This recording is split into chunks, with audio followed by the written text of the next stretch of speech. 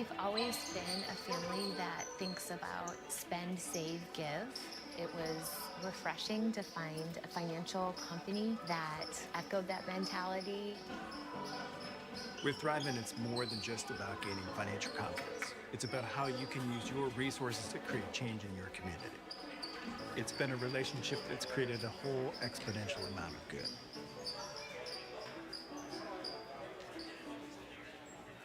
At Southeast Iowa Insurance, we're proud to call Williamsburg home. We're your neighbors, your friends, and your trusted insurance advisors. For over 38 years, we have been protecting what matters most. Whether it's your home, auto, business, farm, crop, life, or health, we offer coverage tailored to your needs. Our trusted insurance advisors are here to protect you, and since we work with a vast number of insurance carriers, we are able to offer competitive insurance pricing that is specific to you. We are locally owned and locally invested. You're welcome to visit us at our website or stop by and see us on the north side of the square. We would love to see you.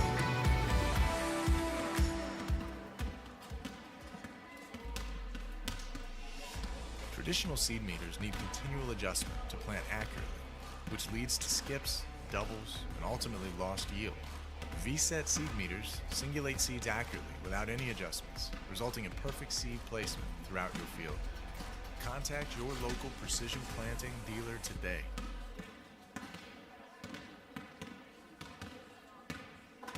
For 90 years, Ullman's has offered quality craftsmanship, style, selection, and exceptional customer service. Create the home you've always wanted at Ullman's Fine Home Furnishings in Williamsburg. Let Ullman's help you select comfort and performance that will leave you with the stunning home that you've always wanted. And remember, there's always free delivery. Stop into Ullman's Fine Home Furnishings in Williamsburg today and stay as long as you like. From up here, the world seems small. We can sit together.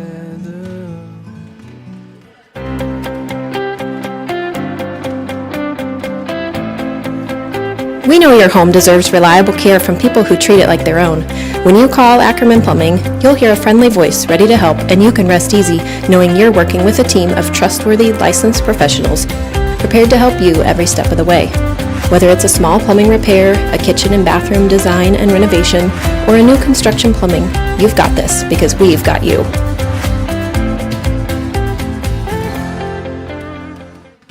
Unbelievable amount of devastation. I've never seen anything like it. We had a beautiful barn that was gone in 20 minutes. Farm Bureau stepped up right away and said, hey, we got you, and we'll be there for you. We were taken care of. Now we could get on to repairing and rebuilding.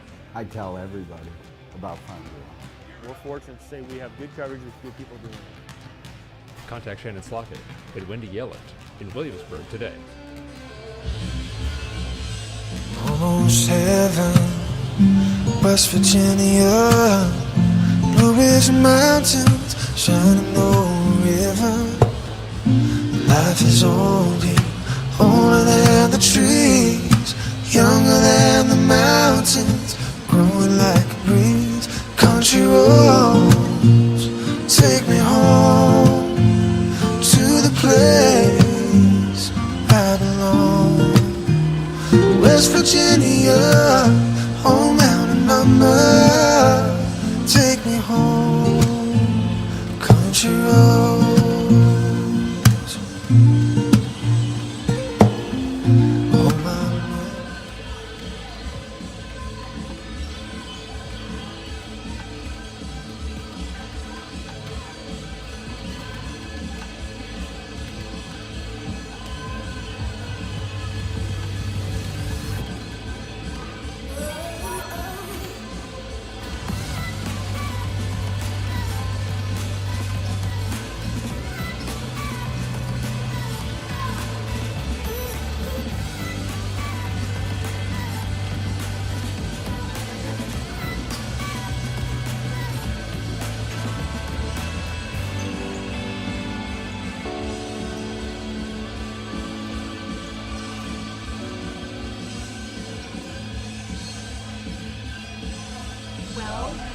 first baby. It is beautiful.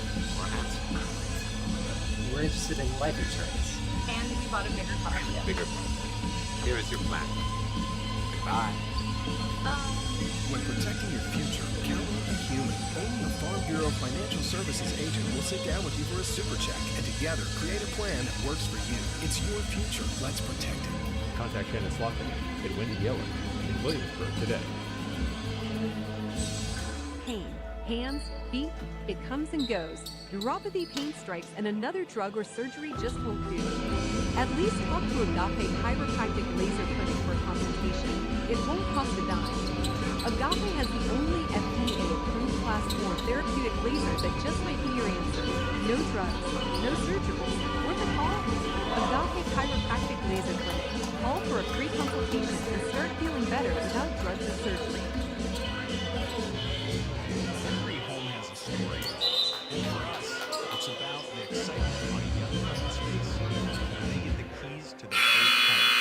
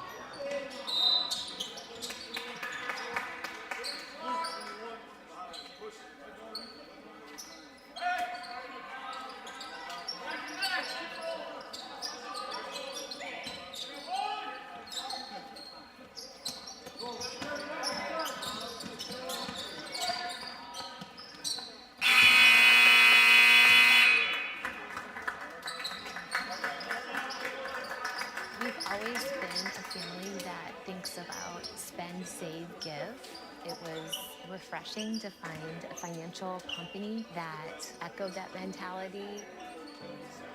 With Thrivent, it's more than just about gaining financial confidence. It's about how you can use your resources to create change in your community. Okay, can you hear me? Yep. It's been a Okay, I can hear you. relationship that's All right, created a perfect. Thank you. whole exponential amount of good.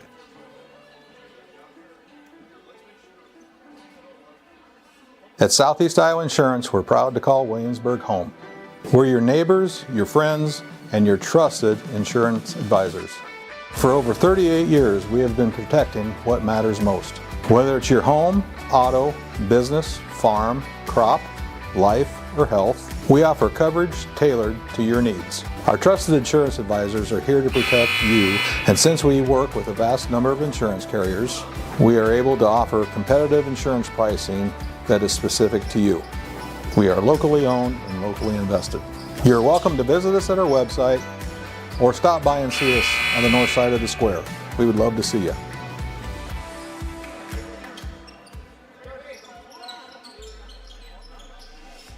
Traditional seed meters need continual adjustment to plant accurately, which leads to skips, doubles, and ultimately lost yield. VSET seed meters singulate seeds accurately.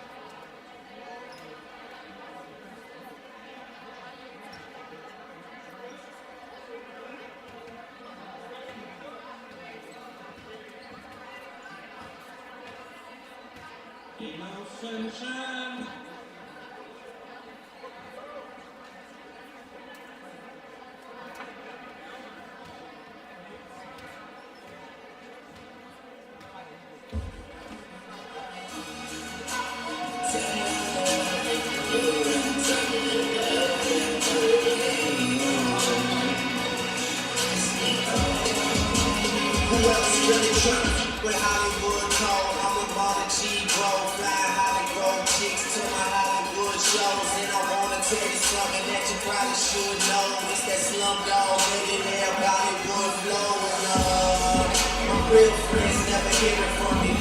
Good evening and welcome to Williamsburg Raider Basketball on the Williamsburg YouTube channel. Wherever you are and whatever you're doing, thank you for taking some time for Williamsburg Raider Basketball. Joining me on the broadcast tonight are my triplets, or two of my triplets, Tasha and Tyler, who are back from Ames, just getting done with finals week, and Zane Lanhart here at the rack doing stats, and the Raylan Albaugh and Hudson Nunnally working the video board. Tonight the Raiders are hosting the Clear Creek Amana Clippers, who come into the rack with a record of 6-0, 3-0 in WAMAC play, and are ranked 4th in Class 4A. I have the Clippers predicted finish in first place in the WAMAC West, with the Raiders right behind in second. Right now, my power rankings, the Clippers are my #1 team in the WAMAC, followed by the Raiders. Clear Creek Amana only lost one player from last year's team, Kelsey Leathers, who was honorable mention all-conference. The Clippers are returning the top 2 players in the conference, WAMAC West Player of the Year, 4-star recruit, and Arizona State commit Avery Lauer, the daughter of 1997 Williamsburg grad Nathan Lauer, and Alina Evans, who were both first-team all-conference selections last year.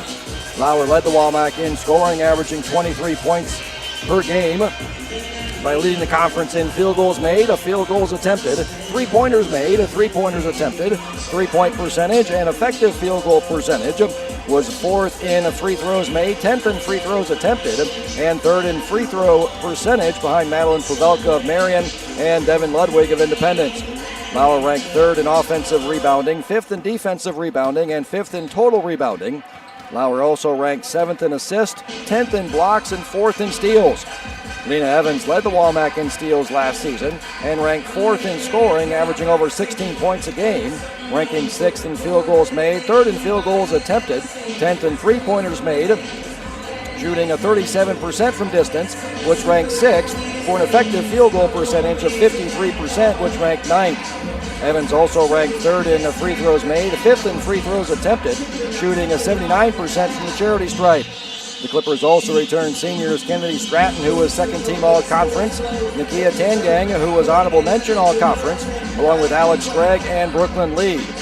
Last year, Lauer posted an efficiency rating of a 28.7, which means she had 603 points of production, adding her points, rebounds, assists, blocks, and steals, and then subtracting her missed shots, missed free throws, and turnovers.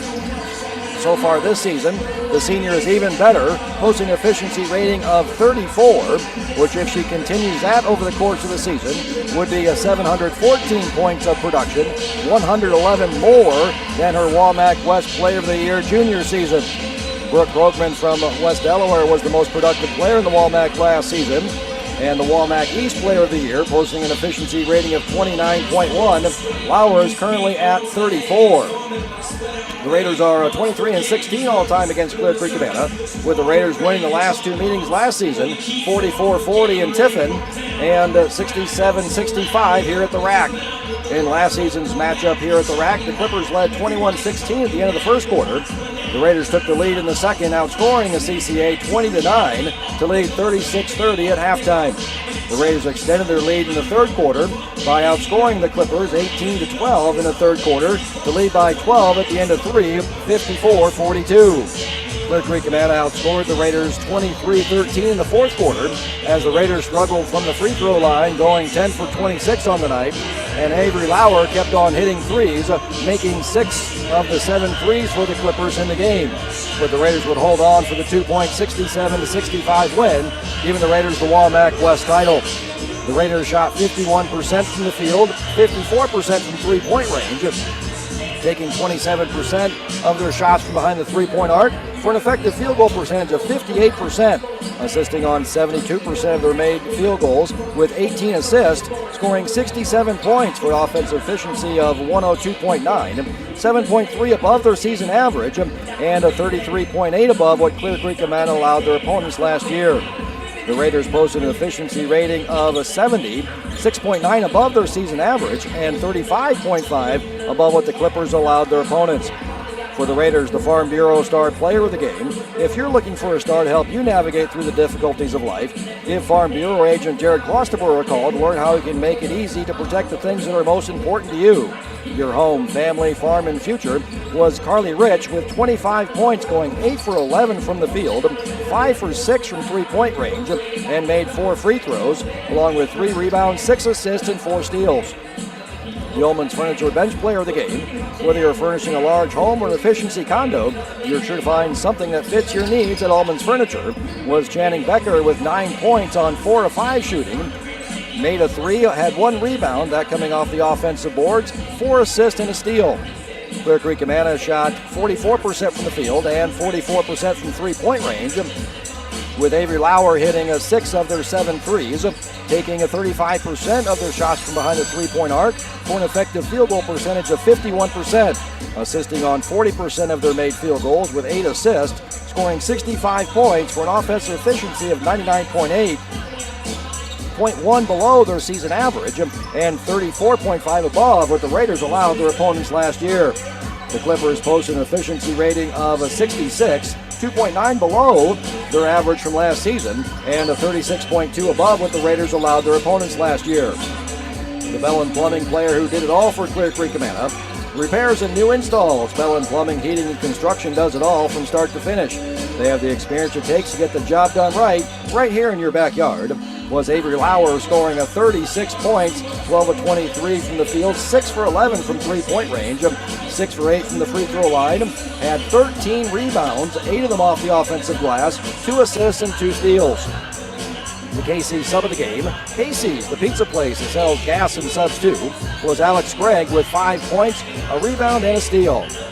Nakia Tangang also had a good game for CCA, scoring 3 points and collected 13 rebounds.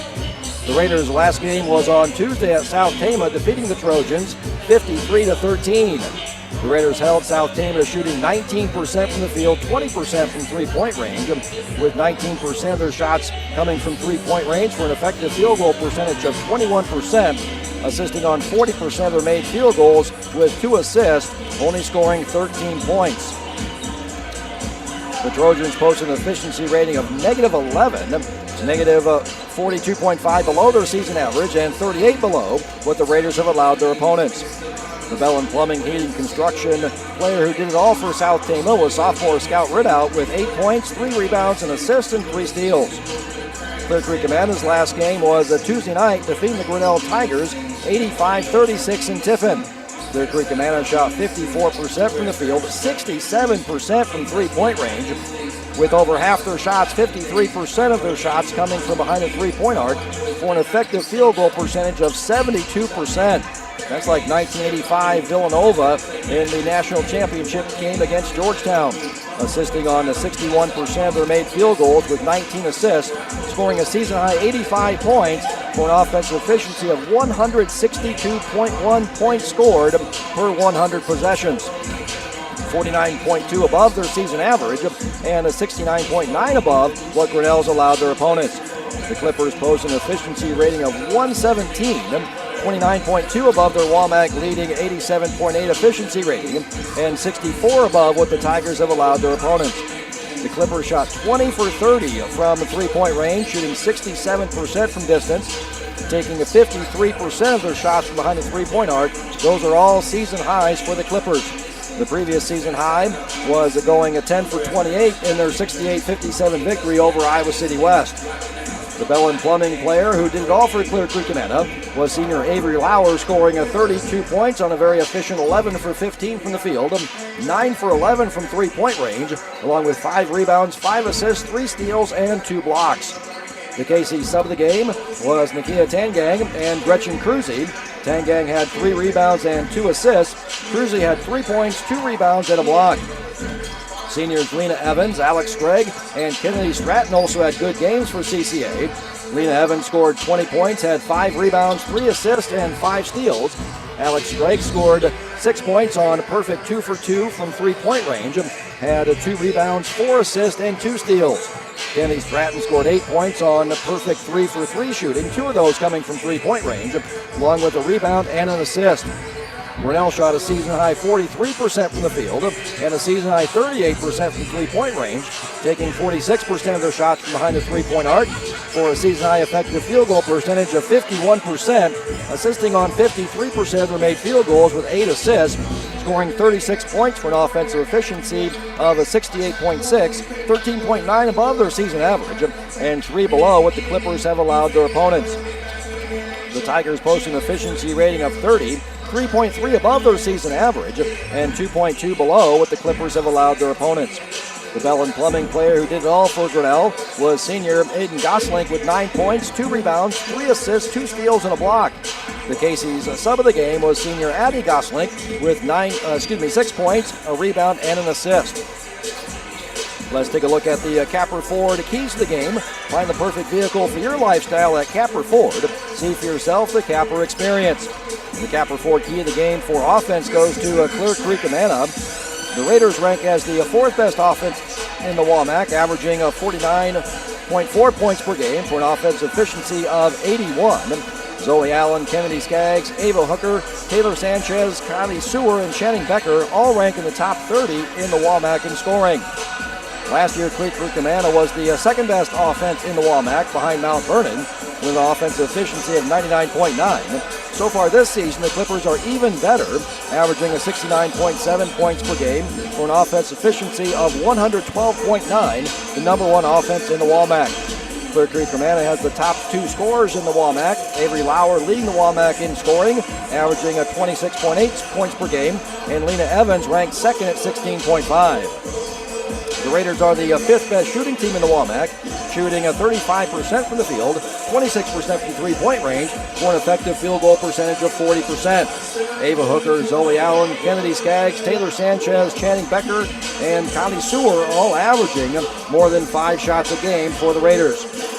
Clear Creek Amana is the best shooting team in the WAMAC, shooting a WAMAC leading 47% from the field, 40% from three-point range, for a WAMAC leading effective field goal percentage of 53%. Lena Evans is leading the WAMAC in field goals attempted, averaging 17 shots a game, and 2nd in field goals made at 6.3. Avery Lauer leading the WAMAC in field goals made at 9.5 and is 2nd in field goals attempted at 16.5. 2nd in field goal percentage, shooting 58% from the field. And when you add in three-pointers made and effective field goal percentage, Lauer leads the WAMAC at 69.7%. Lydia Keller and Kennedy Stratton are also averaging more than 5 shots a game for the Clippers. The Raiders are shooting 26% from the three-point range, taking 30% of their shots from distance, averaging 18 threes a game, making 4.6. Channing Becker ranks 5th in the WAMAC in three-point percentage, shooting 43% from distance, and Taylor Sanchez ranks 10th at 32%. Henley Sanchez leads the WAMAC in taking her shots from behind the three-point arc, taking 88% of her shots from distance, with 15 of her 17 field goals attempted coming from behind the three-point arc. Kennedy Skaggs and Ava Hooker are also averaging more than 2 threes a game for the Raiders. Clear Creek Amana is shooting a WAMAC leading 40% from distance, taking 43% of their shots from behind the three-point arc, for a WAMAC leading 24.7 3-points attempted, making the WAMAC leading 9.8. Clear Creek Amana just went 20 for 30 from three-point range against Grinnell on Tuesday night. Avery Lauer's leading the WAMAC in three-pointers attempted at 9 threes per game, and 2nd in three-pointers made, making 4 threes. Ranking 3rd in three-point percentage, shooting 44% from distance. Ellie Morris from Marion is leading the WAMAC in three-point percentage, shooting 52%, followed by a teammate Kennedy Stratton. Lydia Keller and Brooklyn Lee are also taking more than 2 threes a game for the Clippers. That's what makes CCA the best offense in the WAMAC. They can space the floor with shooters, which opens the lane for driving opportunities. The Capper 4 key of the game for defense goes to the Raiders. The free throw line is even as the Raiders get to the free throw line at a higher rate than Clear Creek Amana, but also send their opponents to the charity stripe at a higher rate as well. The Capper 4 key of the game for rebounding goes to Clear Creek Amana, as the Clippers are the best offensive and defensive rebounding team in the WAMAC. And the Capper 4 key of the game for the turnover battle goes to Clear Creek Amana, with the Clippers doing a better job of taking care of the ball and forcing more turnovers by their opponents. Let's send it down to PA announcer Nathan King for the starting lineup, sponsored by the Sundown. If you're looking for starters, a main course, or good beverages, stop on down to the Sundown. No matter when you visit, you'll enjoy great food and great company. Visit the Sundown Bar and Grill today to see what all the hype is about. We welcome the players, coaches, students, and fans of the Clippers from Clear Creek Amana. Athletic events can be the best environment where you can find for all students and adults. Please do your part by exhibiting qualities of good sportsmanship, cheering positive for your team, respecting the decision of the game officials, and by recognizing the efforts of your opponent. First, your starting lineups from the Clippers. A senior, number 1, Alex Shrine. A senior, number 10, Avery Lauer. A senior, number 15, Lena Evans. A senior, number 23, Kennedy Stratton. And a freshman, number 40, Lydia Keller. CCA is coached by Matt Heffner, assisted by Chris Peterson and Whitney Gorman.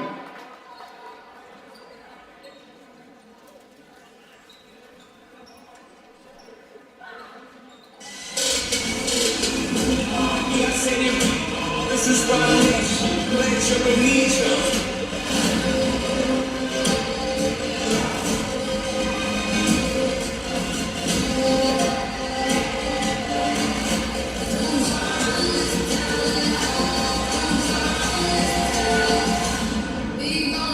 this town.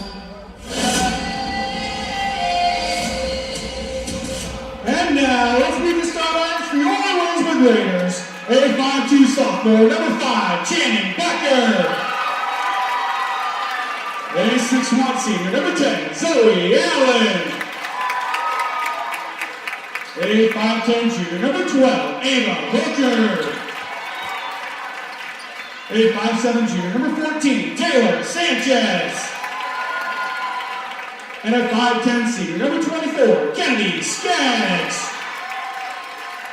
The Raiders are coached by Stephanie Daisy, assisted by Brett Kozichik and Aaron Davis. Athletic training services are provided by Compass Memorial Hospital and athletic trainer Rihanna Freiberger. We would like to welcome game officials for tonight, Chris Armstrong, Andrew Leopard, and Kevin Lloyd. Ladies and gentlemen, we ask that you please rise and gentlemen remove your hats for the playing of the national anthem. Tonight's anthem will be sung by Williamsburg vocal group Sirens and in harmony under the direction of Katie Birdie and Zach Ring.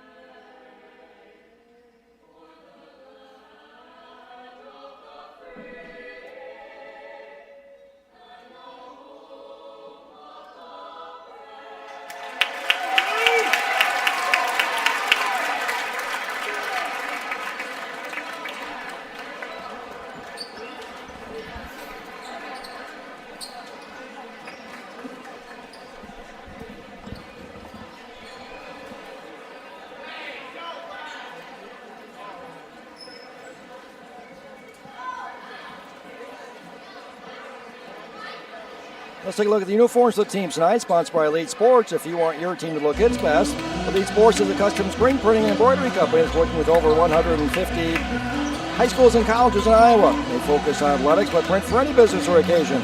Screen printing, embroidery, awards, and trophies, and custom artwork. At Elite Sports, their team of skilled in-house artists are available to assist with all of your needs.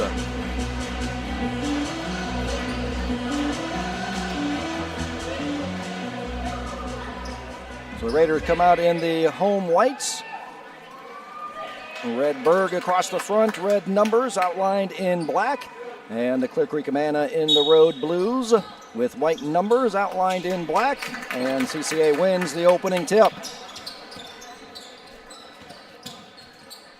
Sprague, Lauer, Evans, Stratton, and Keller, the starting five on the floor. And first shot, 3 by Lydia Keller. But right there for the offensive rebound, Avery Lauer for the first points of the game.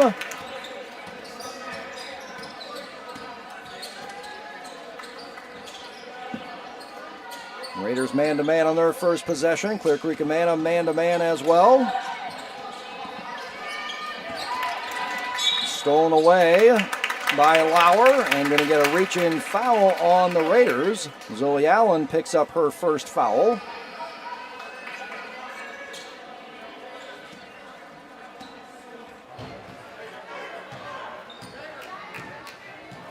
Normally we see the Raiders full court pressure, not against this Clear Creek Amana team to start out here. Getting all 5 players back on the defensive end to try to slow down the best offense in the WAMAC. On the drive and putting it right in is Lydia Keller. And the Clippers run out to a quick 4-0 lead.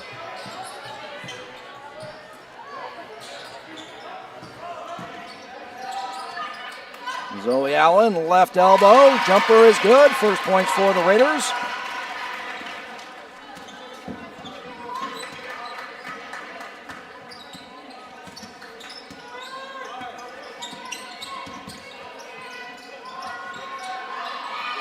Thinking about the 3, then taking the 3, and no good. Rebound taken away by Ava Hooker. Usually when you think about it, that's when that shot's usually going to be no good. Going to take that in the flow of the game as Sanchez does there. That just rims off. Offensive rebound opportunity for Zoe Allen just rolls off as well. On the drive, Evans. Tipped around and Clear Creek will maintain control. Evans on the drive again. Fade away at the rim goes. 6-2, Clippers back up by 4.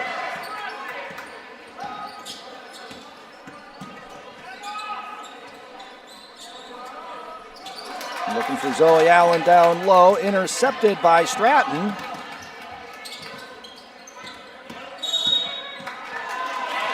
And get a traveling violation on Evans.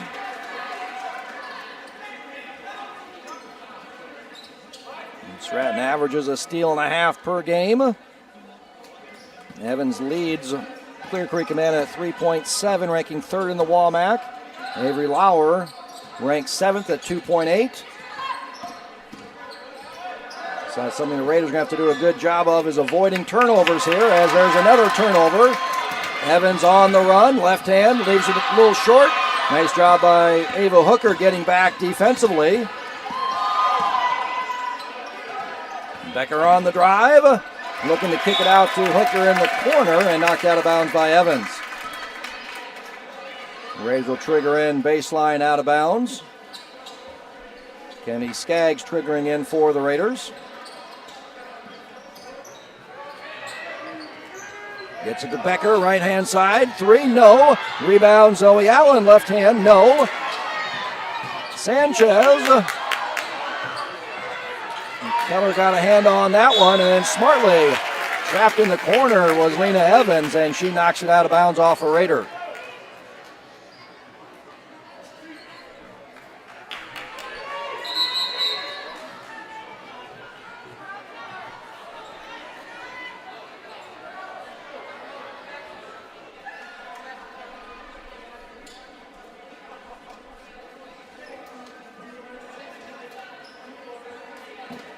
Well, now the clock's running. They're trying to just reset it. So Evans had possession, so the shot clock should have started, which it did. Then they reset it. And then the clock started rolling, both the shot and the game clock. Okay, now everybody's happy. 34 on the shot clock, 4:42 on the game clock.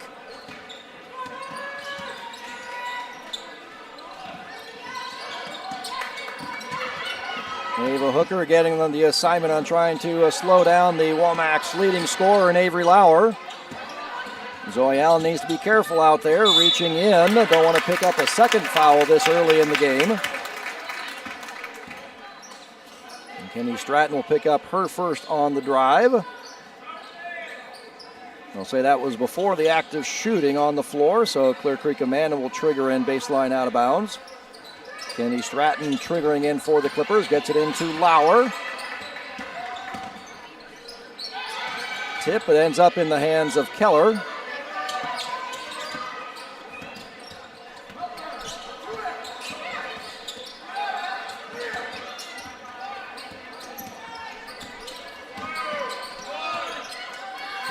.15 on the shot clock, and lost out of bounds by Evans.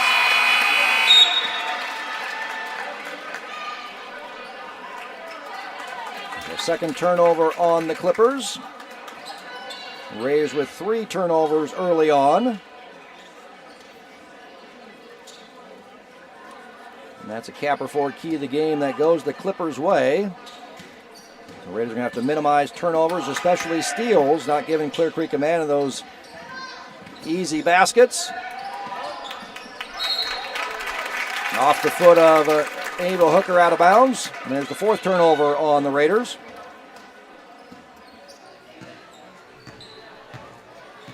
The Avery Lauer bringing it up, initiating the offense on this possession.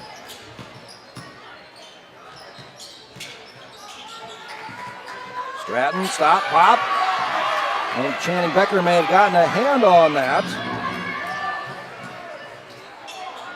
That'll be the first block on the season for the sophomore. Skaggs on the drive, runner, no. Rebound taken away by Stratton. Clear Creek Amanda quickly down the floor.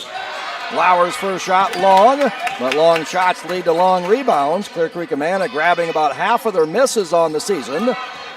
And again, another long shot, long rebound. Another three-point attempt, that's off. Another offensive rebound. As Nakia Tangang had checked into the game, that's what she does, is crash the boards.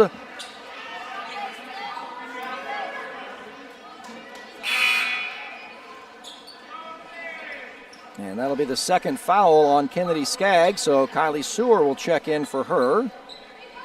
Third foul on the Raiders. Clear Creek Amanda yet to commit a foul.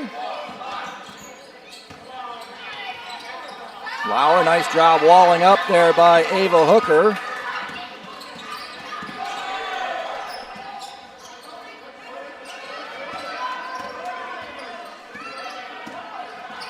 Sanchez on the drive, and she'll get fouled and go to the free throw line for 2.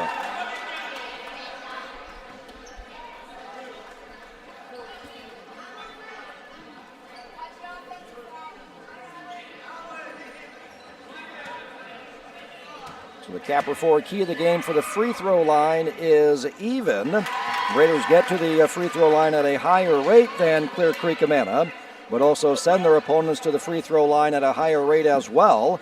Raiders ranked second in the WAMAC at getting to the free throw line, getting the free throw line at a 35 rate. Clear Creek Amana 10th in the WAMAC at 20.4, but the Raiders sending their opponents to the free throw line at a 36 rate. And Clear Creek Amana second in not sending their opponents to the free throw line, 22.6.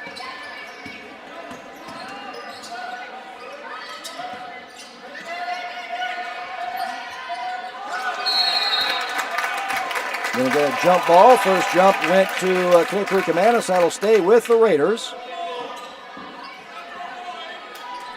But the shot clock does not reset, so if we've seen any issues since the implementation of the shot clock, it's been in these types of scenarios where teams inbound, it's less than that 35 seconds.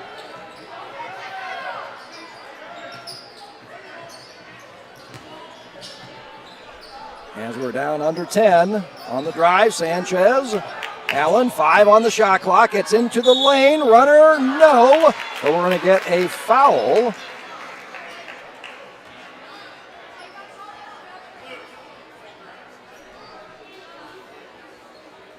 Nakia Tangang picks up 23. Kennedy Stratton with the foul. And Zoe Allen, who ranks 4th in the WAMAC in free throw percentage, shooting 81%, misses the first, and is perfect on the second. 6-4, trimming the Clear Creek Amana Clipper lead down to 2. Zoe ranks 8th in the WAMAC in free throws made, making a 2.6 from the charity stripe. Nice hedge help by Zoe Allen. And ripped away, stolen away by Ava Hooker. A little strong on the layup with Lauer contesting it. Lauer gets the block on the second attempt.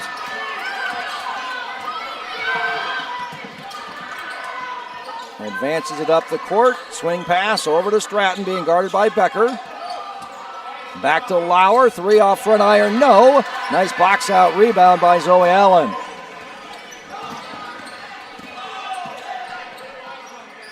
Sanchez for 3 from the right wing is good. Raiders take their first lead of the night, 7-6.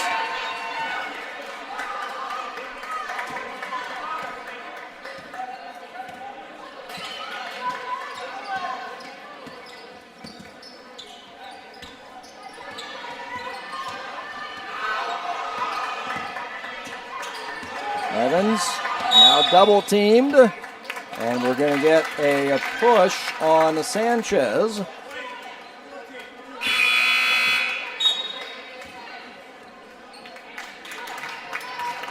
That's her first personal foul, 4th team foul on the Raiders. Putting Clear Creek Amana in the bonus for the final 35.7, and that will reset. Lauer straight on 3, no. Rebound pulled away by Zoe Allen.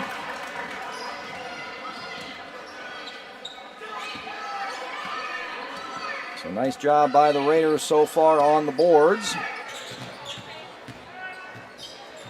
7 defensive rebounds for the Raiders, only 4 offensive rebounds. Sanchez, same spot, same result.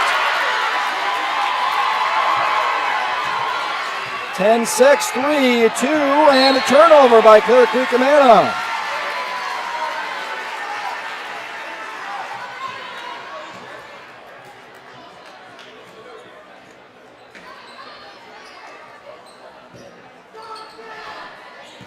Becker, nope, not going to say, doesn't go anyway, but wasn't going to count. The Williamsburg basketball program would like to thank Compass Memorial Healthcare for sponsoring tonight's Hope for All Cancer Awareness. So Raiders hold the number 1 offense in the WAMAC to shooting a 3 for 15 in that first quarter. 0 for 8 from three-point range. Clippers did not get to the free throw line. 4 offensive rebounds for Clear Creek Amana. That's 36% of their misses. So they're grabbing 50% of their misses. So far it's the Raider defense that's winning over the Clipper offense. Raiders winning the Capper 4 key of the game for that first quarter in the rebound battle. Raiders also go 2 for 4 from the free throw line to win the free throw line in the first quarter. Raiders shoot 5 for 14, 2 for 3 from three-point range, all from Taylor Sanchez. 2 for 4 from the charity stripe. Raiders also grabbed 4 rebounds. All of that in the entryway.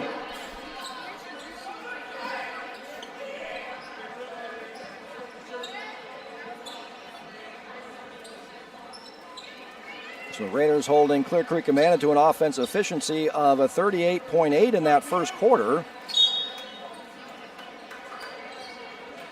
Clippers just posted that 160 offensive efficiency against Grinnell on Tuesday night and lead the WAMAC in offensive efficiency. And losing the ball in the first possession is Lydia Keller and commits the foul, the reach-in foul.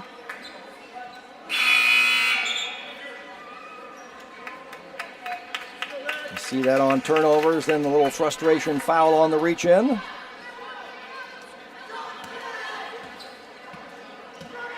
So Raiders start the second quarter. Becker, Sewer, Hooker. Kicks it over to Skaggs. 3 from the left corner is long. An offensive rebound to Becker. Zoe Allen, the 5th Raider on the floor. Stratton, Evans. Lauer, Scragg. And Brooklyn Lee, the 5 on the floor. Now it's Ava from the left-hand corner. Tip blast off the fingers of the Raiders, out of bounds to Clear Creek Amana.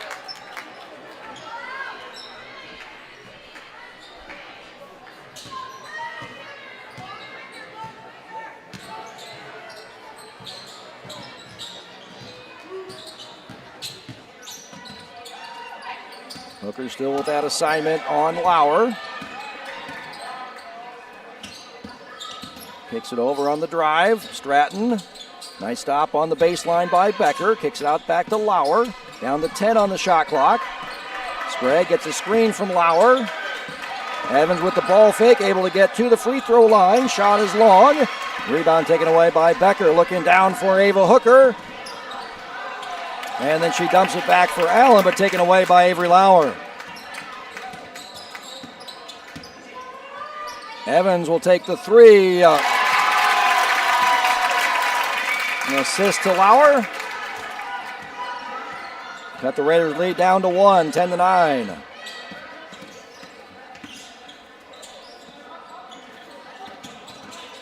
Skaggs takes the screen from Sewer. Now to Sewer on the drive, left side. And going to get an offensive foul called on Kylie Sewer.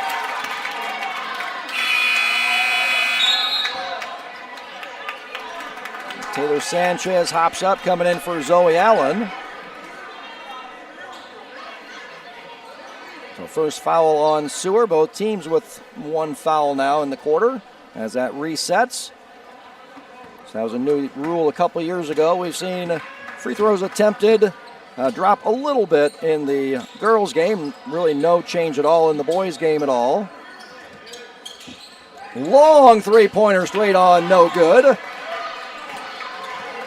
Rebound cleared away by Skaggs.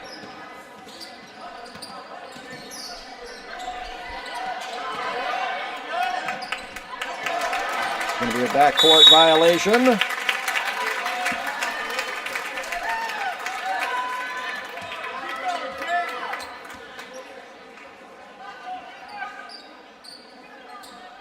Clear Creek Amana with 5 turnovers, Raiders with 7. 6 of those have been steals by the Clippers. A nice job defensively by the Raiders getting back, stopping any fast break opportunities. Bailey Simpson in the game. Lauer down low, off glass, puts Clear Creek Amana back in the lead, 11-10.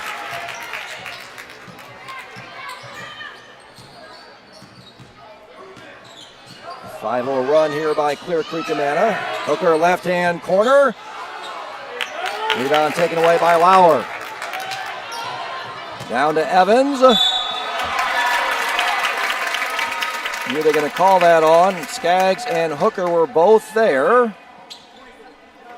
Going to call that on Skaggs. That's her 3rd. Zoe Allen quickly hops up. She'll come in after the first free throw.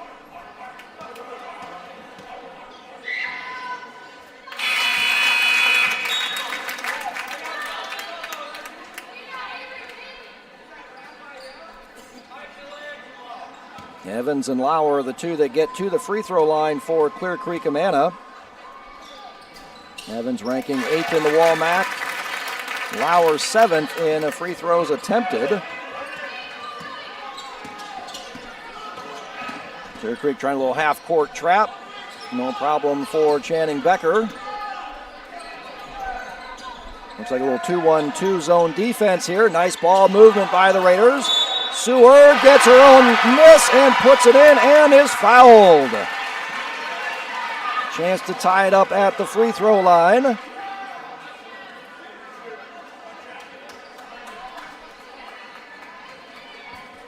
And that's the second foul on Kennedy Stratton. Free throw, no. Rebound taken away by Lauer. Raiders down 1, 13-12. Evans on the drive, no. Rebound, Clear Creek Amana. Bailey Simpson down low underneath is Lauer. She's fouled to go to the free throw line. We call that on Ava Hooker. That's her first.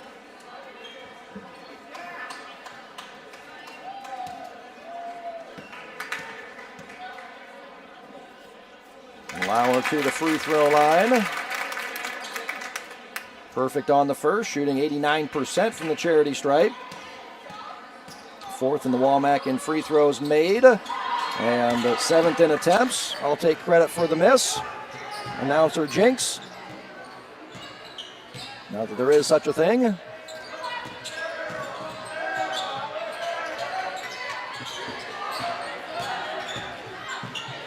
Seward gets it to Becker.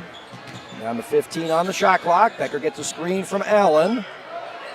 Hands it off to Sanchez. Down to 10. Seward on the drive. Kicks it out. Ava Hooker, three. Good! Raiders back in the lead, 15-14.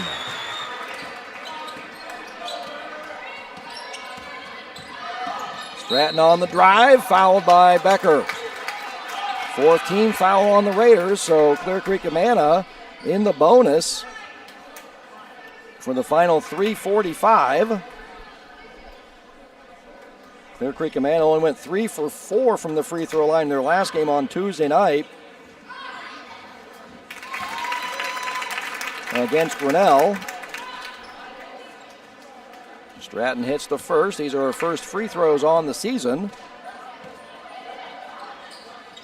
Perfect on both. Puts Clear Creek Amana back in the lead, 16-15.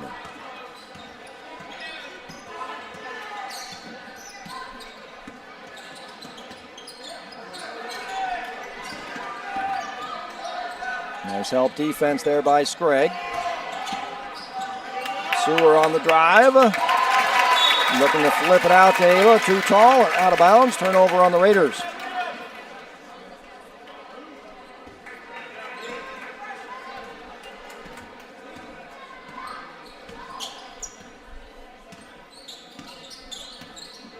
Stratton still on the floor with 2 fouls. Lauer setting the screen for Evans. Goes right instead. Gives up her dribble. Gets some help from Lauer. Down to 10. Step back three is good. Raider fans wanted that offensive foul on the extension of that left arm. Didn't get it, and Lauer hits the three. Evans now looking for Lauer, flying down the floor. Kicks it out. Scragg for three, a no. Rebound ripped away by Zoe Allen.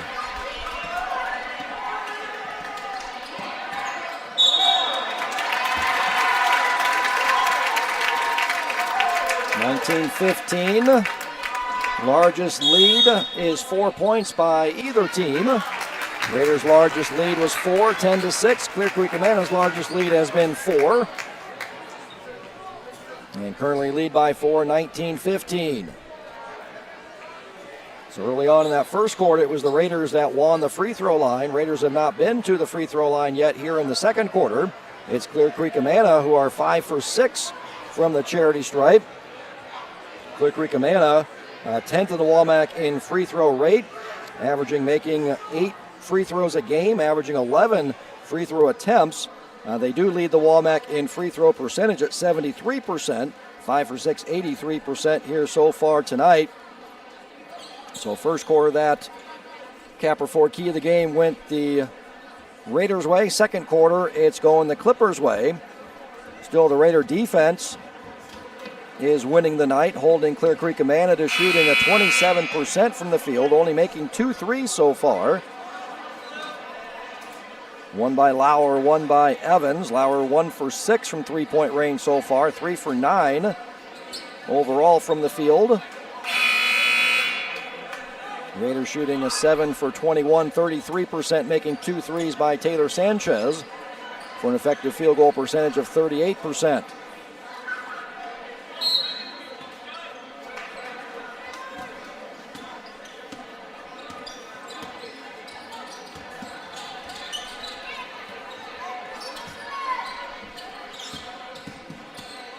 So Clear Creek's been posting up Lauer in the second quarter, trying to get her the ball. Evans, Scragg down low.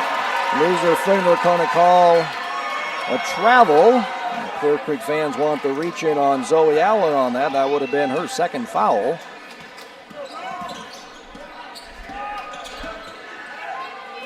Instead, the Raiders get the 6th turnover on Clear Creek Amana. Raiders with 8.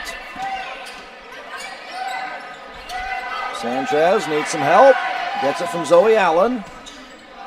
Double team, triple team, kicks it out to Becker, her 3. Off glass is good.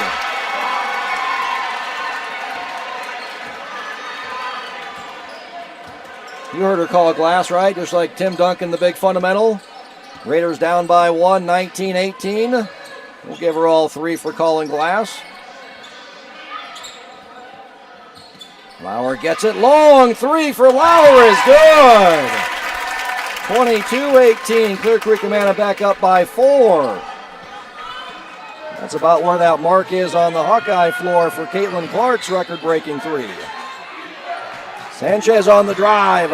Off glass, too strong. Rebound taken away by Scragg. Hands it off to Evans. Clippers up 4. Chance to get their biggest lead. Lauer, I'm not sure that was intended for Lauer. I think it was intended for Simpson up top, but Lauer cutting to the basket, grabs it and floats it in. And there's the Clippers' largest lead of 6, 24-18. Ball tipped and able to be controlled by Ava Hooker. Gets it back up top. 15 on the shot clock.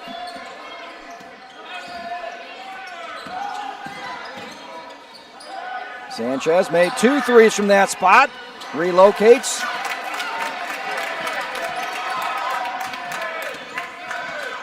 Here comes Stratton. Clear Creek got the remainder of the clock.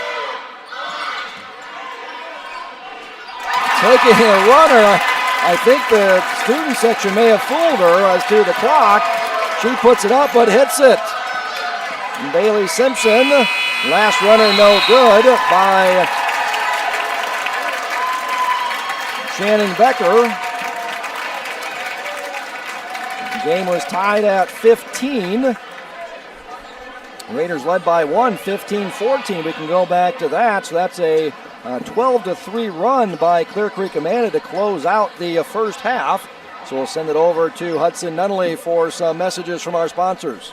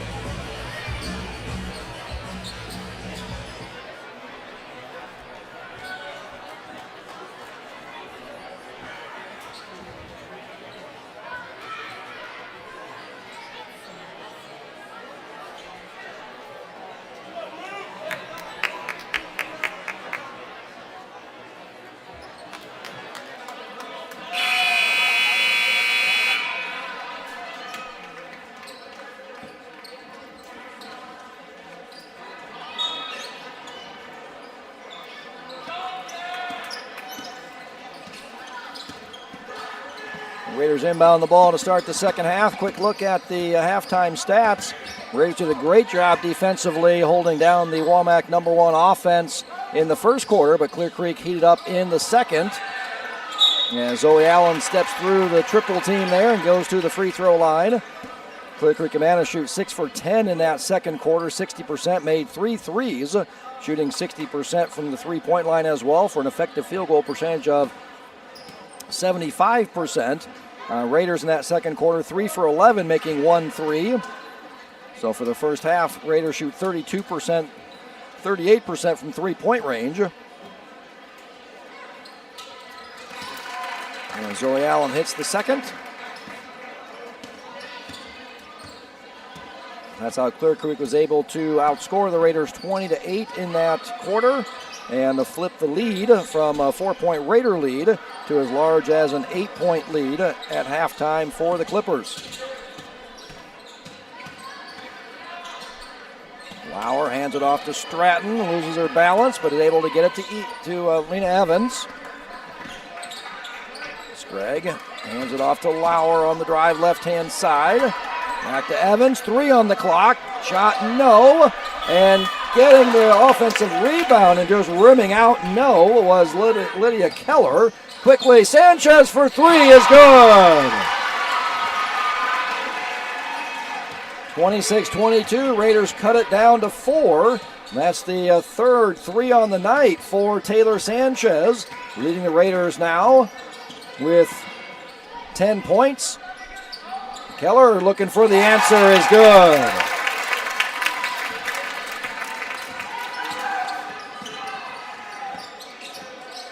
Freshman shooting 35% from three-point range, averaging over 3 threes a game. And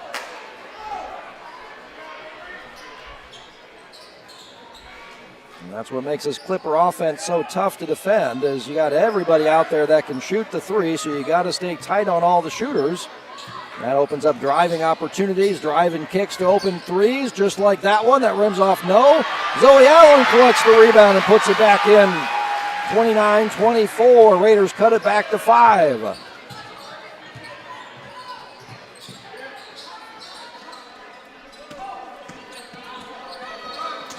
Evans hops through the lane. Sprague now on the drive. Nice help defense, ripped away by Sanchez. And going to call her for a travel as she was spinning around trying to get away. And as opposed to the reach-in is what the Raider fans were looking for. Raiders doing a nice job on the boards. Only 6 offensive rebounds for Clear Creek Amana, averaging 15.5 on the season. Only grabbing 33% of their misses. And losing her balance, turning right back, is a Bailey Simpson. Raiders with 7 offensive rebounds, grabbing 44% of their misses, right about their season average at 41%.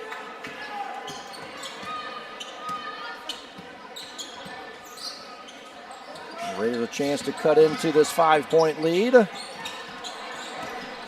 Zoe Allen skip pass over to Becker. Loses the handle, but right there is Ava Hooker.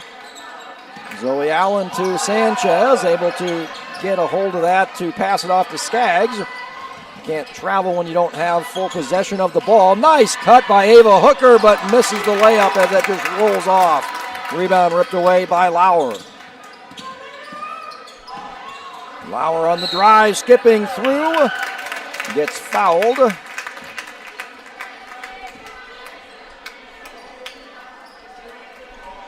And get that on Zoe Allen. That's her second personal. So Lauer already up to 13 points. As she misses another free throw.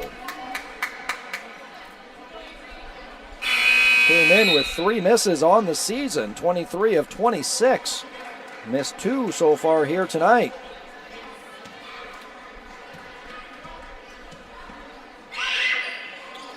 Perfect on the second.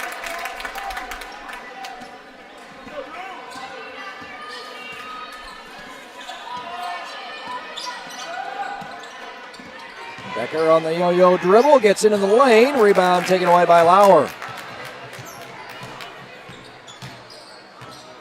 On the left-hand drive, left-hand runner, no. Rebound taken away by Channing Becker. Gets it up to Sanchez. Nice job hustling back. Bailey Simpson gets it to Becker. Her three is good. And that secondary break. And trailing behind Channing Becker. Almost another travel. That gets it to Evans, and she's able to put it home. 32-27.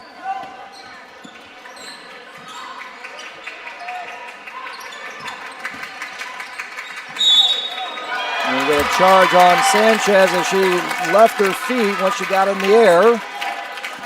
And she was skip passing it over to Ava Hooker. And that's her second foul. So Skaggs with 3. Allen and Sanchez with 2 each.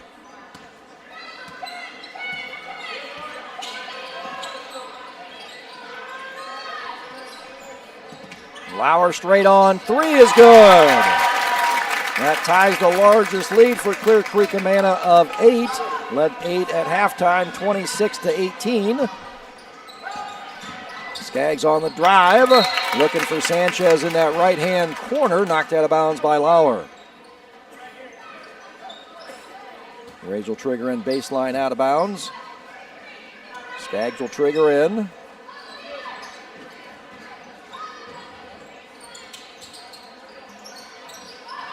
Sewer in the middle. Tipped away, taken away by Stratton.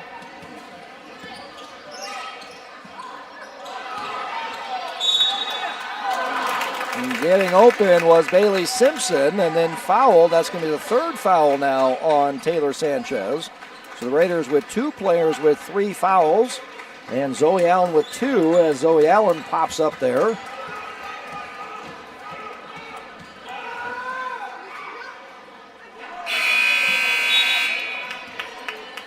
Bailey Simpson, a 3 for 6 from the free throw line so far on the season.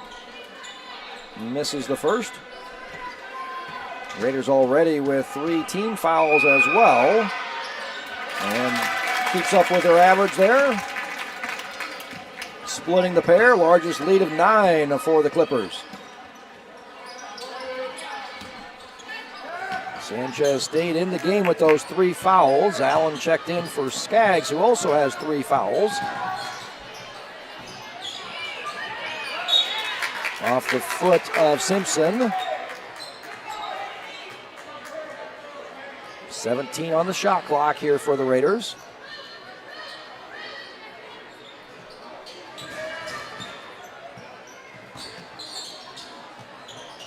Allen the left elbow. Gets it to Becker, clears it out for Becker to hit the 3. Nice screen by Zoe Allen. And Becker had all day to size that one up. Raiders cut it down to 6, 36-30. Evans in the left-hand corner. She's got the answer for 3, right back to 9. Both teams hitting shots here in the third quarter. Sanchez looking for Zoe Allen, and she doesn't want to reach in and pick up her 3rd foul there. Lauer being guarded by Sewer. On the drive, Evans gets it to roll in. 41-30, a largest Clipper lead of 11. And with that, Coach Dacey will take a timeout.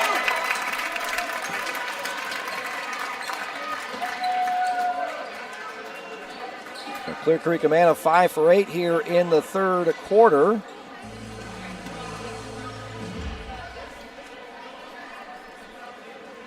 Up to 6 threes now, so 3 threes.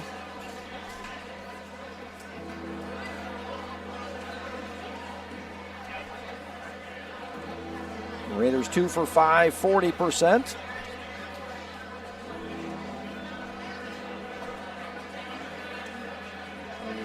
Here in the quarter.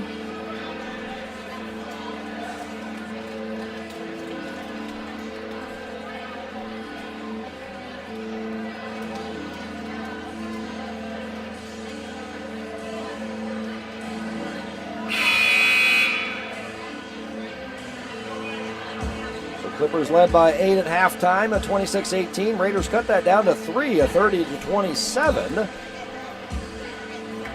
And now the Clippers have extended back to their largest lead here now of 11, 41-30.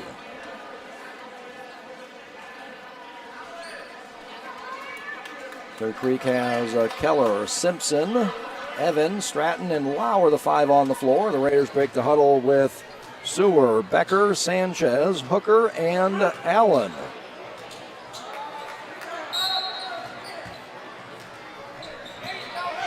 And stolen away by Stratton. Crossover getting into the lane and then gets the foul called. That'll be on Channing Becker. That's her second, 4th team foul on the Raiders. So Clear Creek Amana in the bonus for the final 2:18 here of the quarter.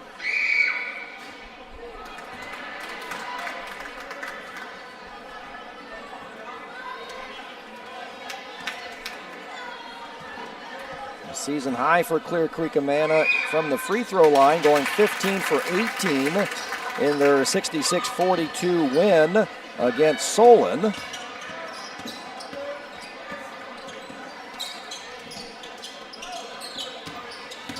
So far, they're 8 for 12 here tonight. Hooker, bounce pass looking for Sewer, poked away by Simpson. Evans, nice job staying in control right there at that free throw line. That's where you want to pick up your dribble and stay under control. And going to call that foul on Evans, trying to get the ball back. As Becker hit the floor. Second team foul on Clear Creek Amana in the third quarter. First personal foul on Evans. Stratton really forcing Becker to that left hand. Sanchez skip pass to Becker.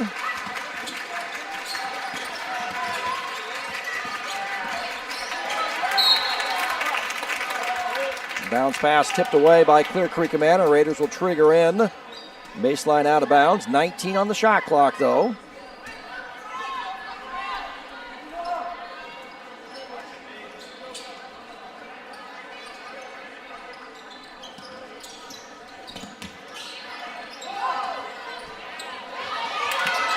Tipped around and ends up in the hands of Channing Becker. Gets a screen from Zoe Allen. Down to 5 on the shot clock. Hooker on the drive. Gets fouled, gets it to fall as well.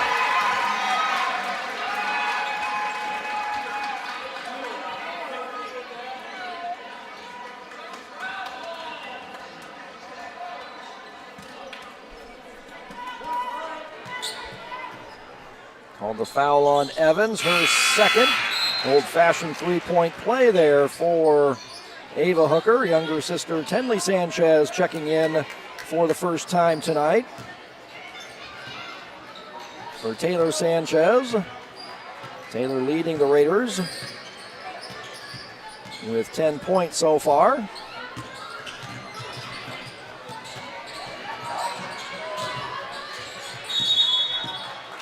Lauer hands it off to Evans. Going to call for a double dribble.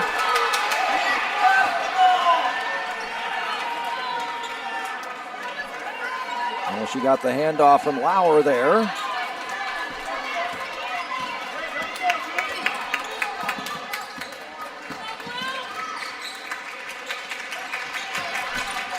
Zoe Allen on the right block. And as she was going up, going to get a foul called on Bailey Simpson. Clear Creek wanting to travel, but as she went up for the shot, that's where the foul occurred. I'm going to say actually on the ground, even before she went up for the foul. I thought it was as she was going up, and then the foul happened.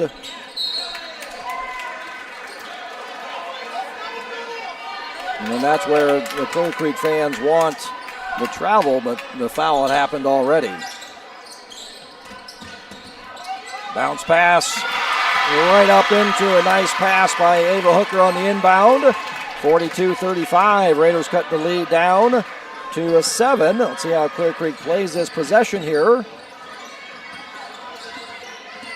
About a 7-second difference between the shot clock and the game clock. Evans, nice ball fake and lays it in.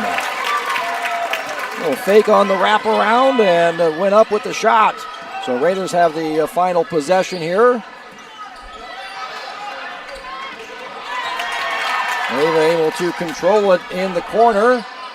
Sewer thought about the 3. Ball fake gets into the lane. And we're going to get a block. Block on Evans. That's her 3rd foul. And that'll send Sewer to the free throw line. 5th foul on the Clear Creek Amana.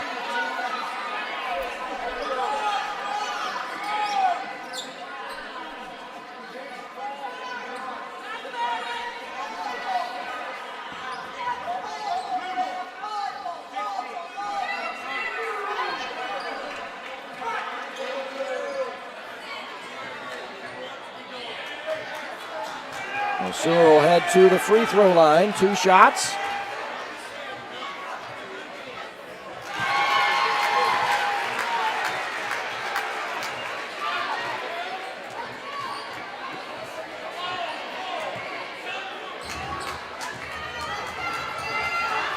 Sewer, reserve. Average over 2 free throws a game. Gets the offensive rebound. Becker on the drive, lays it in. 3-point play, the reversal where you get the first free throw, and then you get the offensive rebound and put it back in to cut the Clipper lead down to 6. So Clear Creek Amana built their lead up to a game high of 12 points, 42-30. So then the Raiders cut that in half by the end of the 3rd quarter, going on an 8-2 run, 38-44.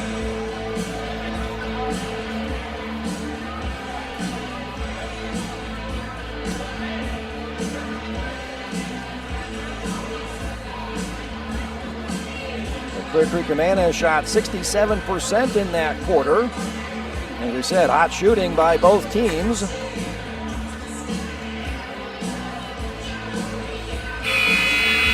Up to an offensive efficiency of a 103.6 now for the Clippers.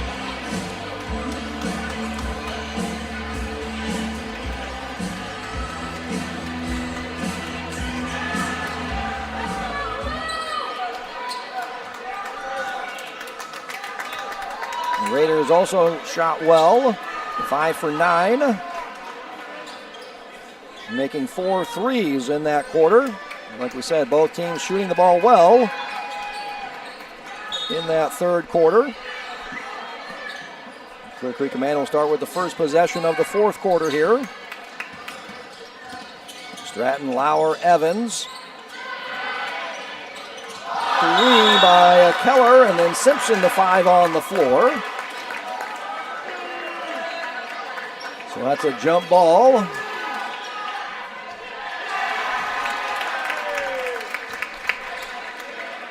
Officials like, who wants to jump up there and get that for me? I'm not doing that.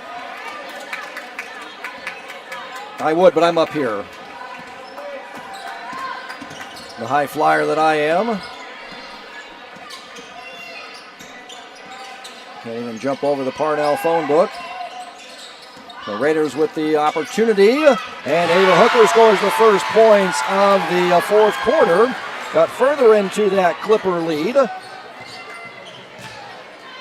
Now a 10-2 run by the Raiders to cut that 12-point Clipper lead down to 4.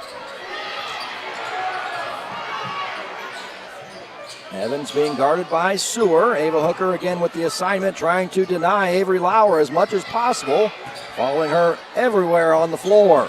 Evans on the drive. I'm going to call the travel. And Sanchez and Skaggs hop up. Check in right away.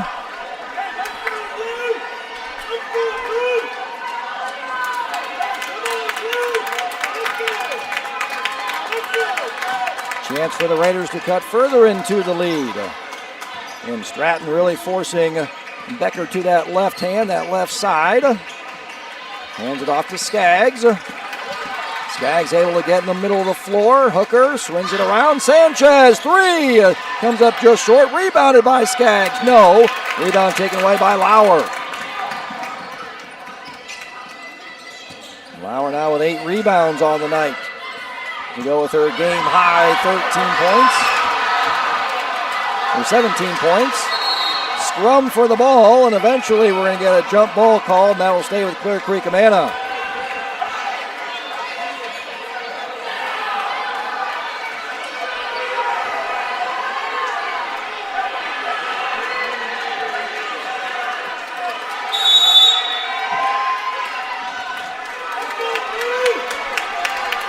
Coach Hepner, first season with Clear Creek Amana, calls a timeout.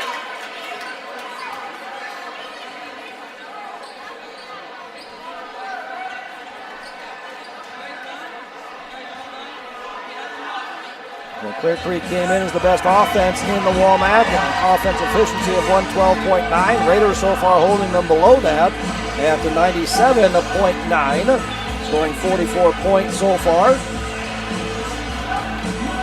So Raider defense winning the Capital Ford key to the game for that so far. Raider offense at an offense efficiency of 89 above their season average of 81. Free throw line, Raiders 5 for 11 from the charity stripe, 8 for 12 for Clear Creek Amana. So that's even there. Raiders holding the Clippers on 9 offensive rebounds, collecting a 39% of their misses. The Raiders also with 9, collecting 43% of their misses. So slight advantage there for the Raiders, with Clear Creek Amana being the best offensive and defensive rebounding team in the WAMAC. Getting the Lauer at the top of the key. Keller being guarded by Sanchez. Stratton being guarded by Becker. Switch. Still 20 on the shot clock as the shot clock reset. Evans left hand a little bit too strong. Offensive rebound, no. Out of bounds off Becker.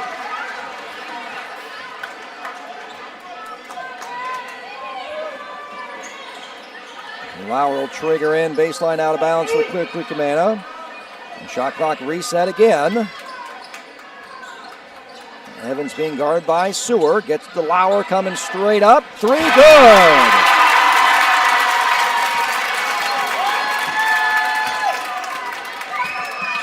$20 points now for Avery Lauer. Averaging a WAMAC high 26.8.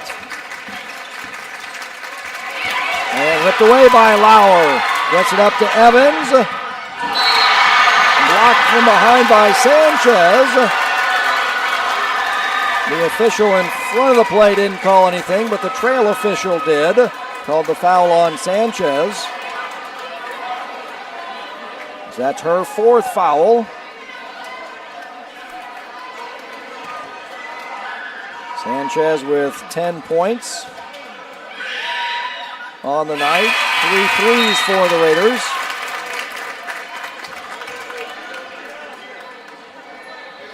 The Skaggs will take a seat.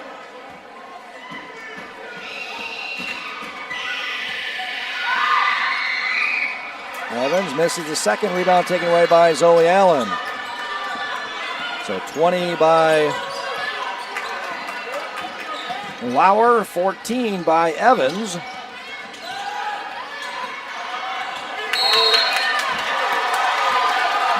Hooker looking for Zoe Allen down low. Going to get a hold on Keller. As the 5'8 freshman was trying to stop the inbounds pass, the entry pass to the 6'1 senior Zoe Allen.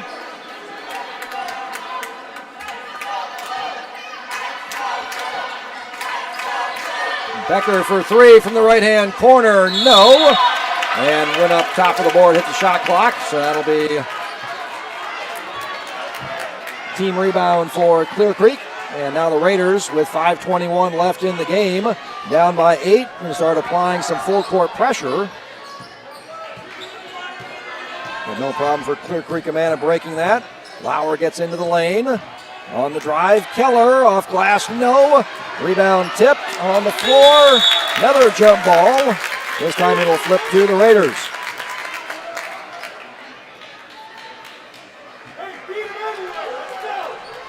Raiders down 8.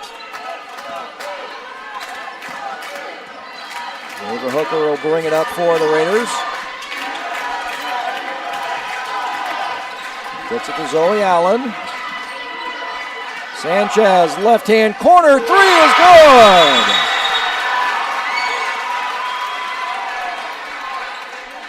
And we get a flop warning. That was a new rule last year, was the flop warning. And I don't think we ever saw that in any of the games that I did in regards to that flop warning.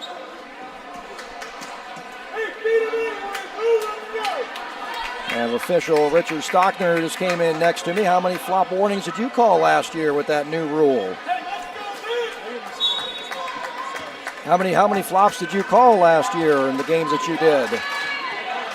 Yeah, very rare for that new rule that they implemented. So there's the warning.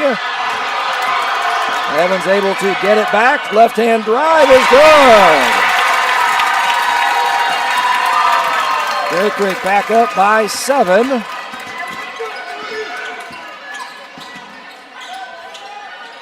"36 of the Clipper 43 points out of Lauer and Evans.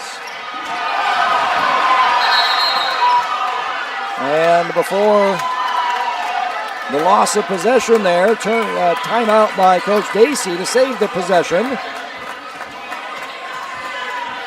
And Sanchez had given up her dribble out by the timeline. So Raiders were down 12, 42-30. Cut it all the way down to 4 on a 10-2 run. Clear Creek for a mini little 4-0 run there to build it back up to 8, 48-40, and now lead by 7, 50-43. Raiders with the possession here.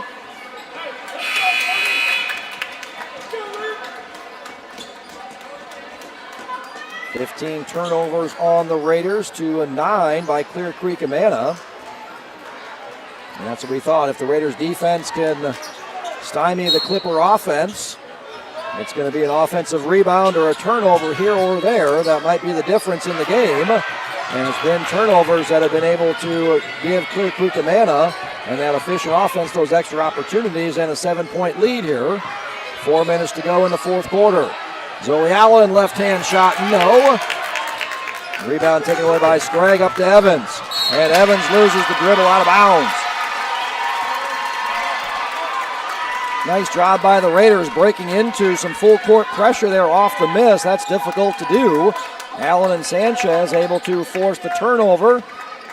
10th turnover there on Clear Creek Amana.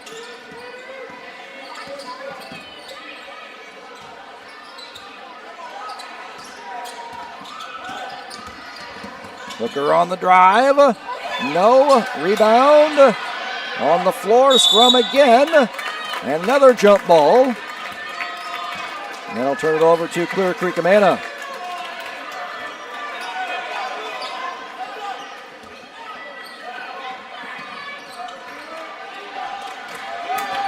Keller hits a streaking Evans. Nice job hustling back is Sewer. Clippers are now running a little clock. Up by 7. Coming down to 3 minutes left in the game. Sprague being guarded by Allen. Double team in the corner. Turnover taken away by Becker. Now she needs some help. Gets it from Sewer. Allen quadruple teamed as she gained possession of the ball there. All the Clippers collapsing.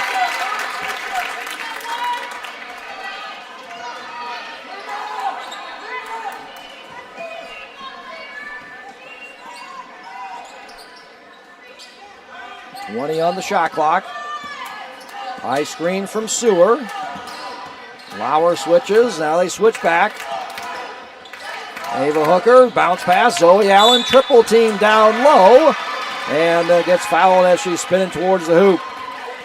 Going to call it on Lauer on the reach in. That's only her first foul, only the second team foul. Raiders only with 1 foul committed. That'll be interesting to see what Coach Gacy does here. Raiders have some foul trouble. With Taylor Sanchez with 4 fouls, Zoe Allen with 2, Kennedy Skaggs with 3. Raiders only with 1 foul if you want to start to play the foul game and send Clear Creek to the line to save time. Of course, you're sending the best free throw percentage team to the line, with the Clippers shooting 73%. Lauer leading the Walmack, shooting 89% from the charity stripe, 68% for Lena Evans.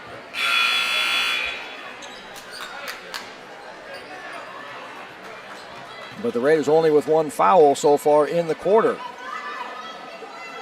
Channing Becker triggering in a baseline out of bounds this time. Zoe Allen double teamed. Gets it up top to Sanchez. Back to Becker. Down low, triple teamed again is Zoe Allen. Nice spin move through a double team and scores. Gets out of the triple team, splits through a double team, and lays it in with the left hand. Bonus point for the left hand. Raiders cut it down to 5. 3 by Sprague. Off back iron, no. But long rebound taken away by Stratton. And a foul call.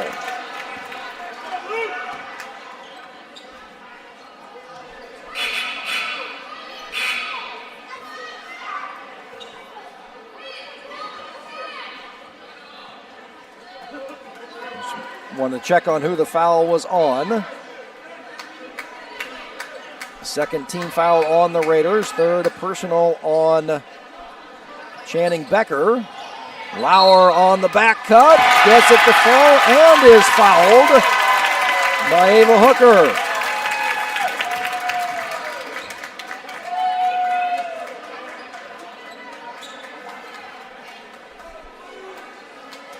Lauer up to 22 points now.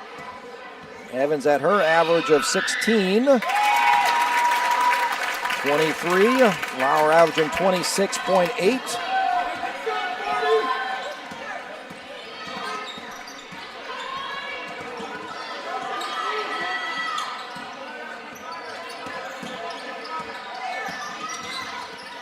Becker looking for Sewer, taken away by Lauer. And they're going to put it back into Lauer's hands. Get past to Evans. Going to get a reach-in foul. That's the 4th team foul on the Raiders. Skaggs will check in.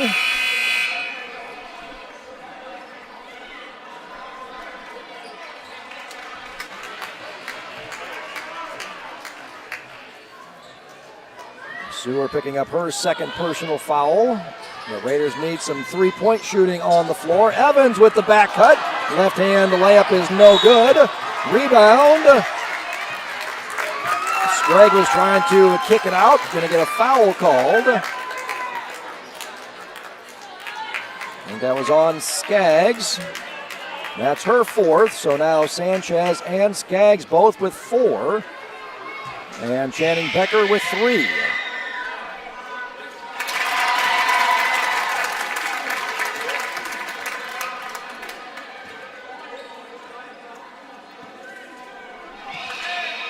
Sprague was a perfect 2 for 2 from the free throw line. Off back iron on that one. Rebound taken away by Skaggs. Raiders down 9. Tipped away by Evans. Skaggs. Sanchez, she'll take the long 3, and it's good!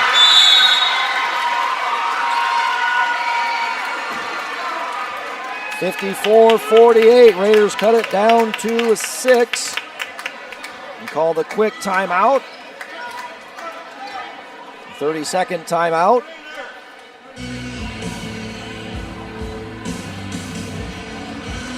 And this is what we just mentioned earlier for the Raiders. Now you try to go for the quick steal, try to get the turnover and turn that into quick points. If you don't get that, then you foul to preserve time. And now you're up to 5 fouls, but the other issue for the Raiders is Skaggs has 4 fouls, And your leading scorer, Taylor Sanchez, with 16 points, has 4 fouls. Channing Becker, with 12 points on the night, making 3 threes, has 3 fouls. So, do you sub in a Tenley Sanchez, trying to get that steal? And if not, have them commit that foul to send Clear Creek to the line to save time. You got 1:30 left.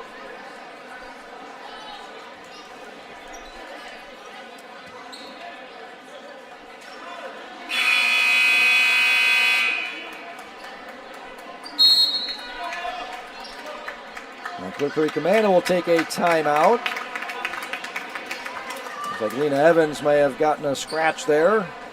Brianna Freiberger, Raiders trainer.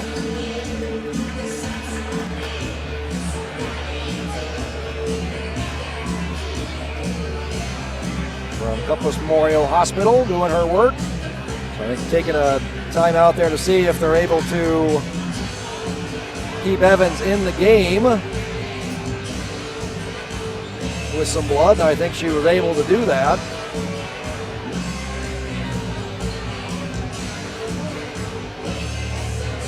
That's why Coach Hefner called that timeout. Raiders 1 timeout left. Clear Creek Amana with 2.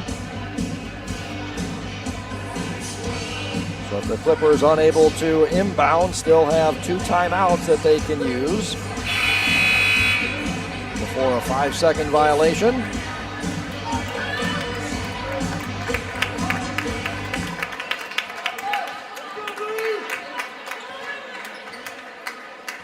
Greg, Lauer, Evans, Stratton, and Keller. Starting 5 on the floor for Clear Creek Amana. The Raiders with Sewer, Hooker, Allen, Sanchez, and Becker, the 5 on the floor.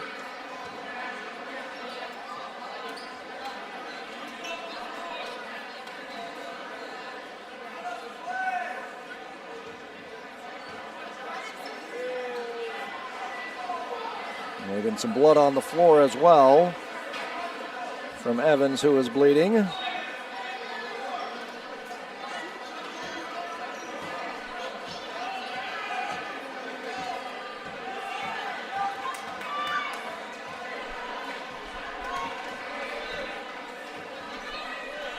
Who better than some Eagle Eye officials, of course, to pick out some blood on the floor.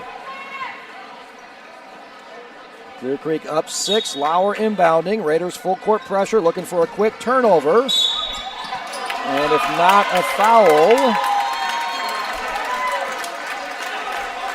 And that's going to be the 5th foul on Taylor Sanchez. So Kennedy Skaggs will check in for her.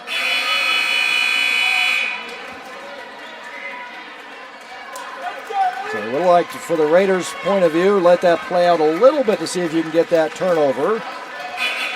You're not all that disappointed with the foul call, as that saving time, that was your plan. Keller only 4 for 7 from the free throw line, 57% so far on the young season for the freshman, and is good on the first.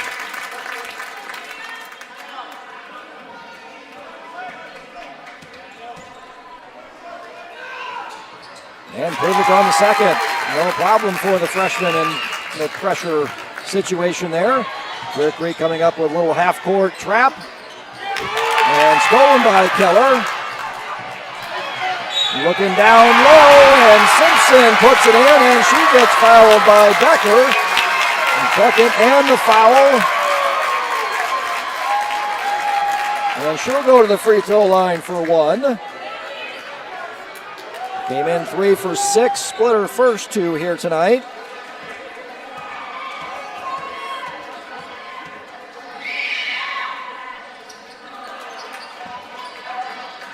Raiders need to move quickly.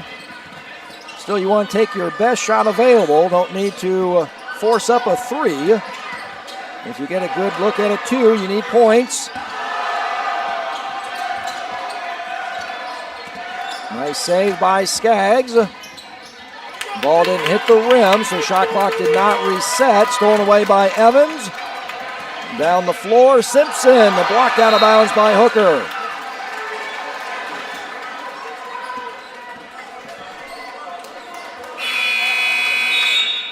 Sprague will check back in for Simpson.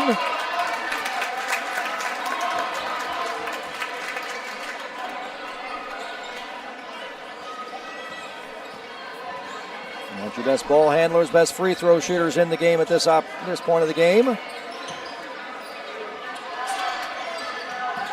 Raiders playing this possession out. Lauer steps out of the double team. Keller on the drive. And that's not what you want. Wasting the time and committing the foul. If you're going to commit the foul, do that early in the possession and send her to the free throw line to preserve that time on the clock.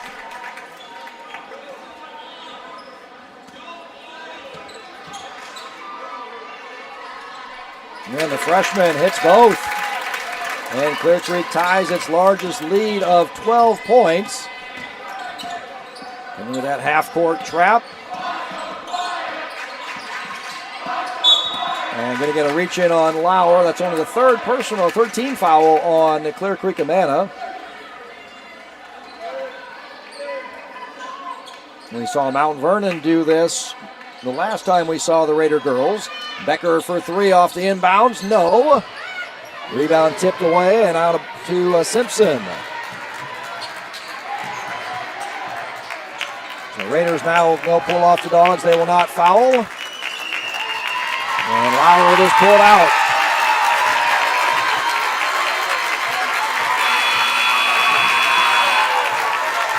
So Clear Creek led by 12, 42-30. Raiders cut that down to 4, 44-40. We're trailing by 5, 50-45.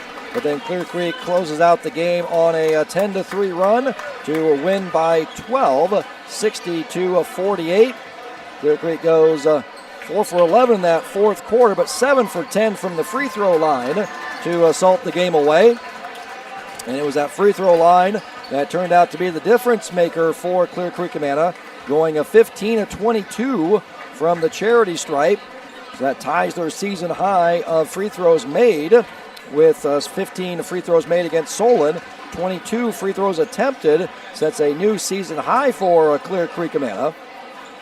And the Raiders went 5 for 11 from the charity stripe.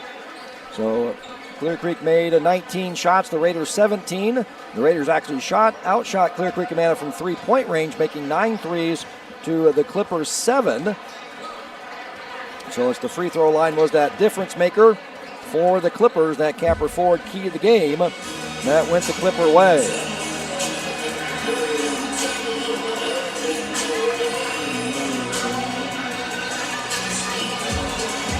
Now we'll flip to the boys game against Clear Creek Amana. The Clear Creek Amana boys coming with a record of 4-2, 2-2 in the Walmart Conference play. I had the Clear Creek Amana predicted to finish in fifth place in the Walmart East and the Walmart West. The Clippers had 7 players on the All-Conference team last season. That's how Clear Creek Amana was able to go 15-1 in the Walmart and 19-5 overall. The Clippers had Walmart West Player of the Year Andrew Rotzel, who was joined by Hayden Moran and Robert Mead on the first team All-Conference. Brody Clubb and Brock Hilsman were on the second team, and Cale Berry was honorable mention. Andrew Rotzel ranked third in scoring at 16.5 points per game, ranked fifth in field goals made, seventh in field goals attempted, third in three-pointers made, fourth in three-pointers attempted, shooting a Walmart leading 44% from three-point range for an effective field goal percentage of 60%, which ranked fourth and seventh in steals. Leading the Walmart in a field goal percentage and effective field goal percentage was teammate Hayden Moran, shooting a 64% from the field, making 1-3 for an effective field goal percentage of 64.1. Also leading the Walmart in free throw percentage, shooting 83%. Moran ranked 6th in assists and 9th in steals. Robert Mead shot 52% from the field and ranked 10th in steals. Brock Hilsman started all 23 games for Clear Creek Amana. Brody Clubb started 21, and Cale Berry played in all 23 games for the Clippers last season. Junior Beckett Boset, who played in every game, returns for the Clippers, along with senior Ethan Weiss, who also saw some varsity action. I knew that Clear Creek Amana's head coach, 1997 Williamsburg grad Brandon Clubb would outperform my prediction, and the Clippers are doing just that. Clear Creek Amana is currently 5th overall in my power rankings and the first of the Walmack West teams in my power rankings. Our first place in the Walmack West. The Raiders are 23-17 all-time against Clear Creek Amana, with the Clippers winning both meetings last season, 77-30 in Tiffin and 76-62 here at the Rack. In the game last year here at the Rack, the Raiders Athletic Center, against Clear Creek Amana, the Raiders shot 33% from the field, 21% from three-point range, with 26% of their shots coming from behind the three-point arc, for an effective field goal percentage of 36%, assisting on 17% of their made field goals, with 4 assists, scoring 62 points for an offensive efficiency of 78.9, 6.3 below their season average, and 3.8 above what Clear Creek Amana allowed their opponents last year. The Raiders posted an efficiency rating of 44, 11.1 below their season average, and 1 above what the Clippers allowed their opponents. For the Raiders, the Farm Bureau star player of the game. If you're looking for a star to help you navigate through the difficulties of life, give Farm Bureau agent Jared Clostable a call. Learn how we can make it easy to protect the things that are most important to you. Your home, family, farm, and future was Dylan Weiskopf with a game-high 22 points, 9 rebounds, 6 of those coming off the offensive glass, and a steal. The Ullman's Furniture Bench Player of the game. Whether you're furnishing a large home or efficiency condo, you're sure to find something that fits your needs at Ullman's Furniture. Was Grant Hooker with 15 points, 6 rebounds, 3 of those offensive and 2 steals. Clear Creek Amana shot 50% from the field, 38% from three-point range, taking 29% of their shots from behind the three-point arc for an effective field goal percentage of 55%, scoring 76 points for an offensive efficiency of 96.7, 10.4 below their season average, but 10.8 above what the Raiders allowed their opponents. The Clippers posted an efficiency rating of 77, 6.8 below their season average, but 21.3 above what the Raiders allowed their opponents last season. The Bell & Plumbing player who did it all for Clear Creek Amana, repairs and new installs. Bell & Plumbing Heating Construction does it all from start to finish. They have the experience it takes to get the job done right here in your backyard. Was senior Andrew Rotzel with a team-high 19 points, shooting a very efficient 8 for 11 from the field, 3 for 5 from three-point range, 7 rebounds, 3 of those off the offensive glass, 2 assists and 3 steals.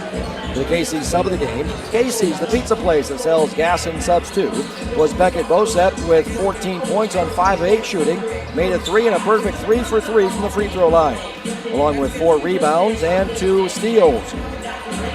Seniors Hayden Umoran and Cale Berry also had good games for Clear Creek Amana. Hayden Umoran scored 16 points, had 8 rebounds and 3 assists.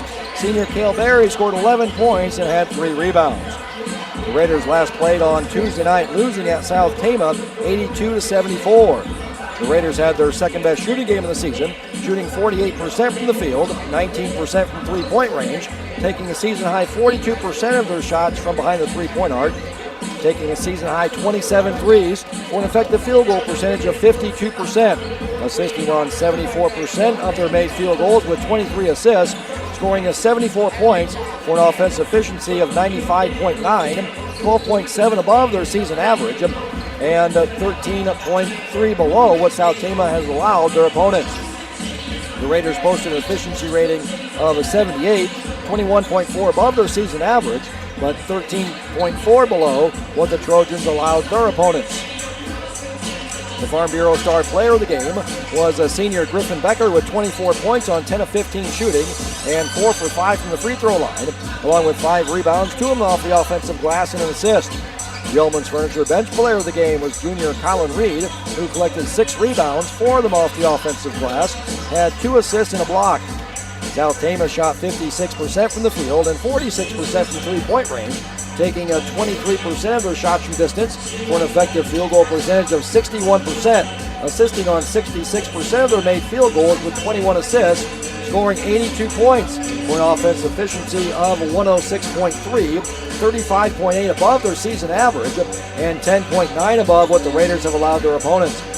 The Trojans posted an efficiency rating of 102, 59 above their season average, and 36.2 above what the Raiders have allowed their opponents on the season.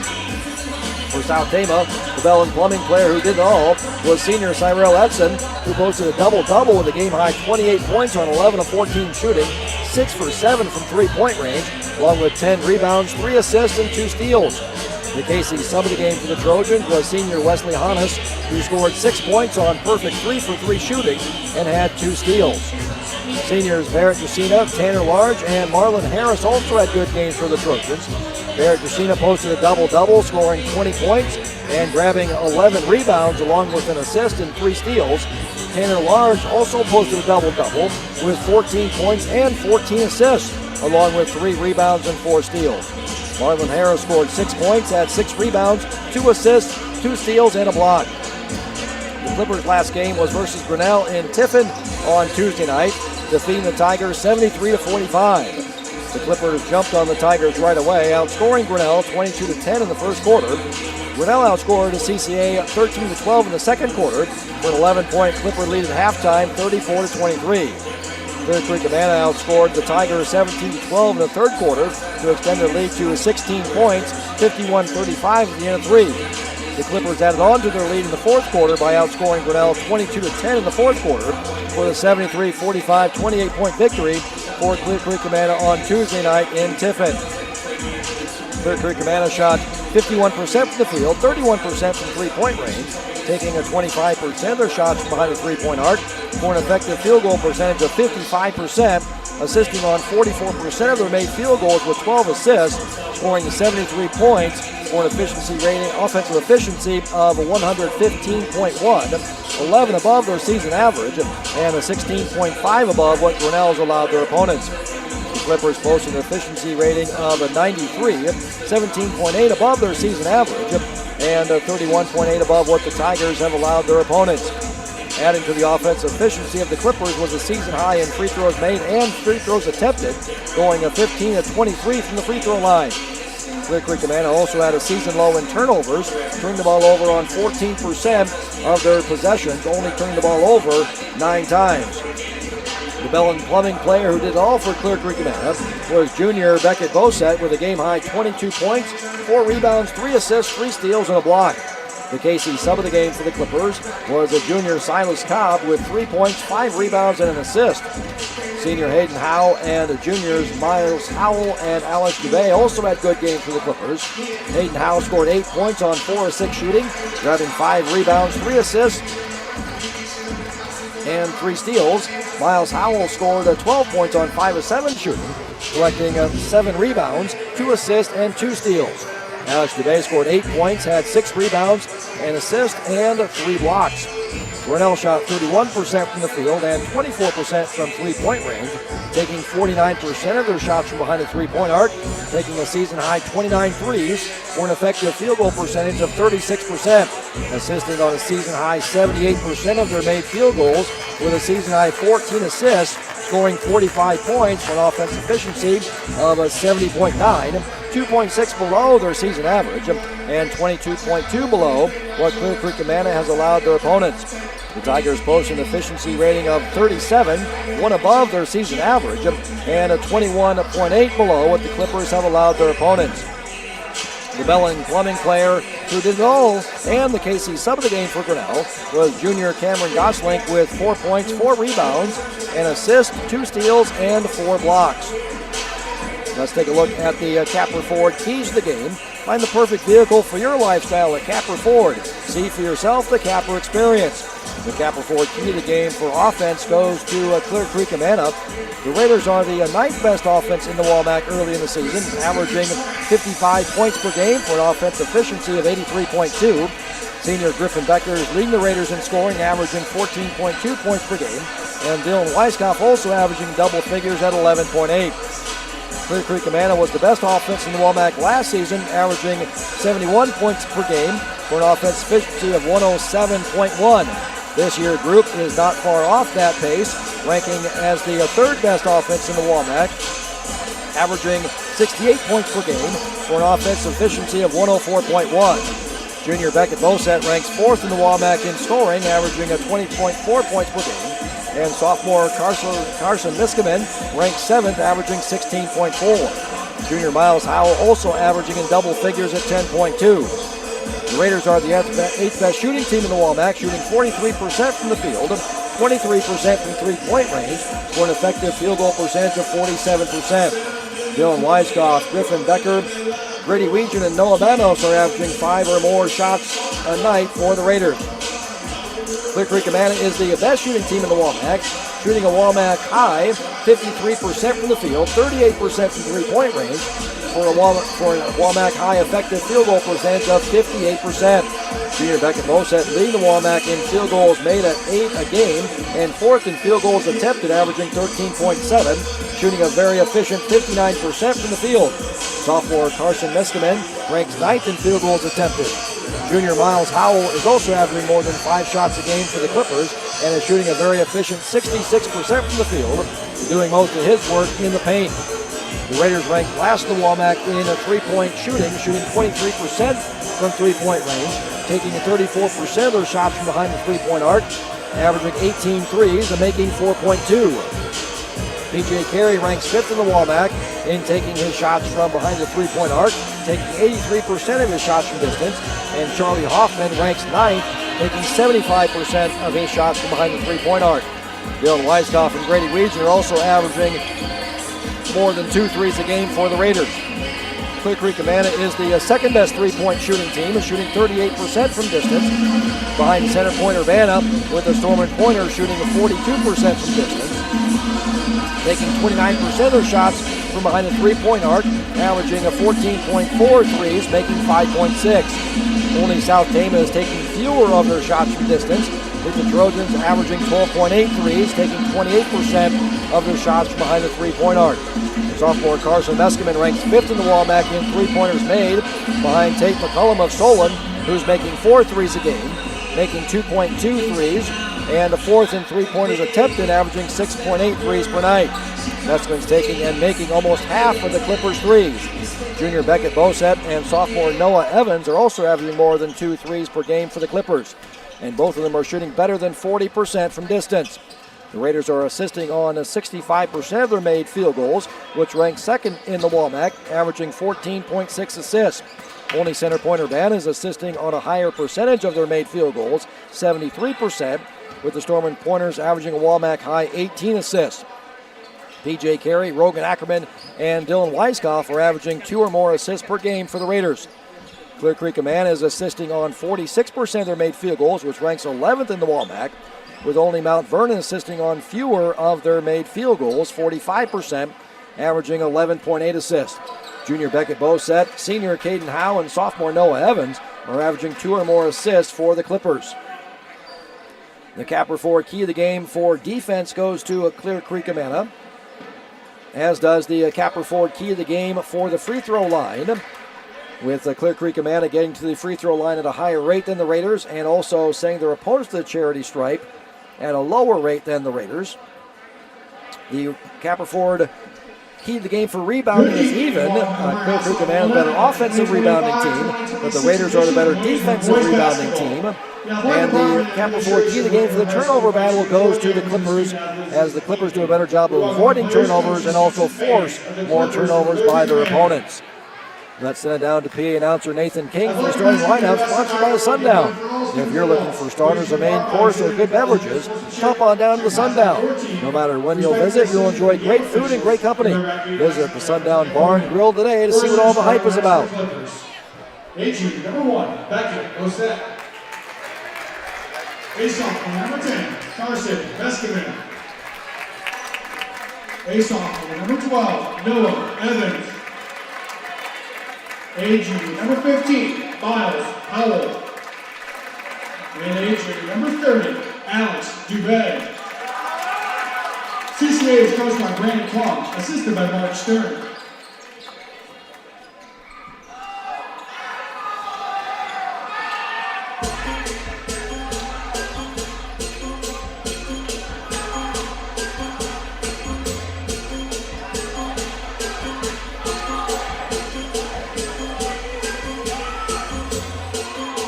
Now, let's bring the smile for your Williamsburg Raiders, a 5'10" junior, number 2, Rogan Ackerman.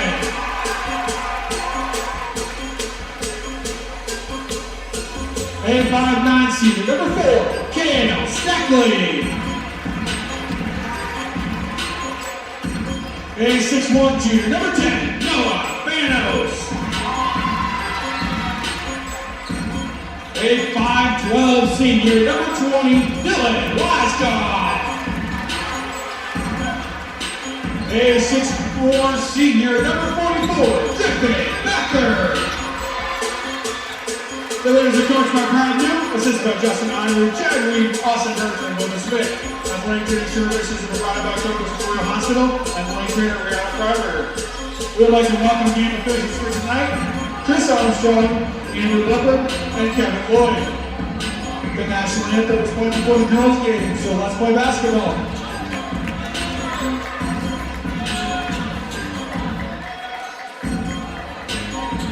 Let's take a look at the uniforms for the team tonight, sponsored by Elite Sports. If you want your team to look its best, Elite Sports is a custom screen printing and embroidery company working with 150 high schools and colleges in Iowa. They focus on athletics, but print for any business or occasion. Screen printing, embroidery, awards, and trophies, and custom artwork.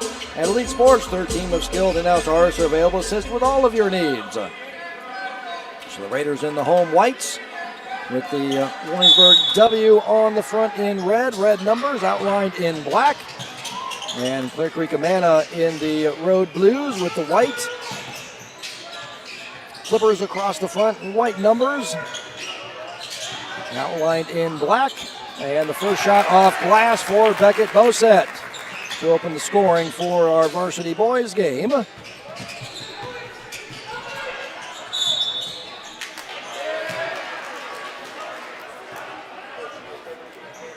Going to get a force-out foul on Clear Creek Amana. Axter Bay picking up the first foul of the game. On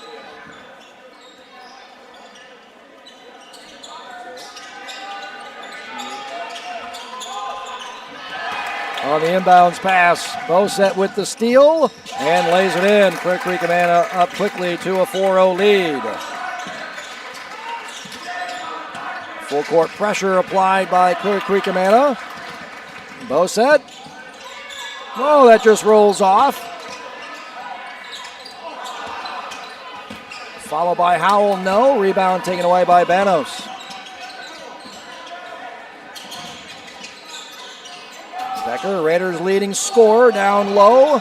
Misses his first attempt.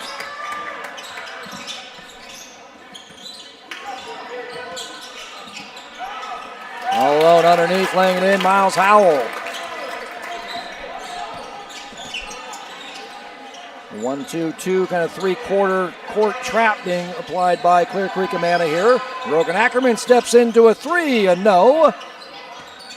Offensive rebound to Steckley, looking down low for Becker, tipped away. And here come the Clippers. The Raiders coming out man-to-man. And on the drive, travel, Miles Howell before he's able to get the ball onto the floor.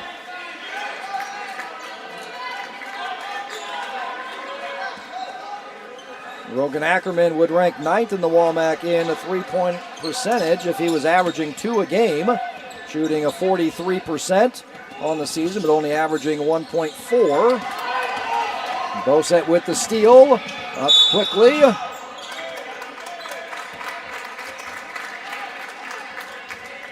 Caden Howe fouled. He'll head to the free throw line.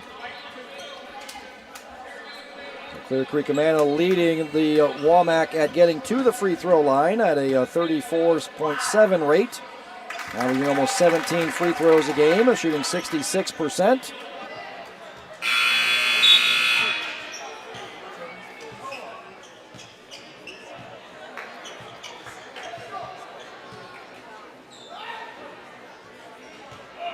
DJ Carey, Colin Reed quickly off the bench.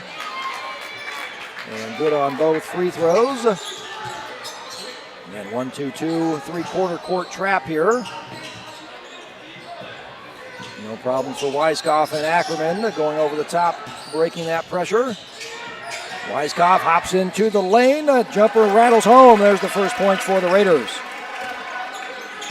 Weiskopf second on the team in scoring behind Becker. Becker leading at 14.2. Weiskopf at 11.8. Hopping in the lane is Howe. Over top of Reed, no. Rebound pinballs around. And going to get a foul on Bosset, battling with Ackerman for the rebound. Bosset kind of trying to go through Ackerman to collect the rebound, picks up the foul. His first personal, second team foul. So if the Raiders want to pick up the victory, they're going to have to try to avoid turnovers, which we've seen early here. Also control the boards.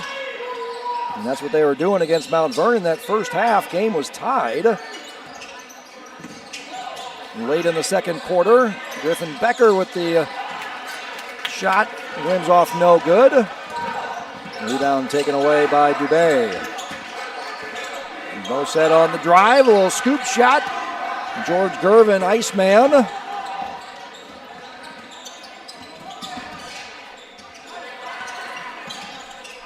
Weiskopf for three is good. Weiskopf with all 5 of the Raiders' points early.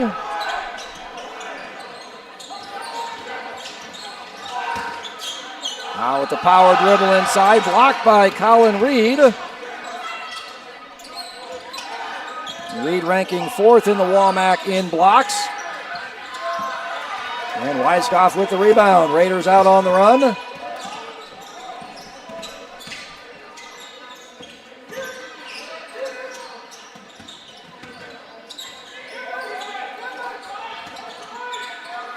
Get past Weiskopf. He'll try another three. Good again. We're knotted up at 8.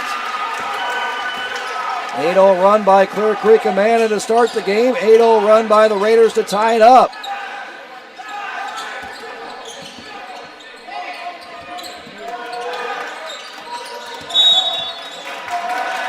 Another traveling violation on Howell.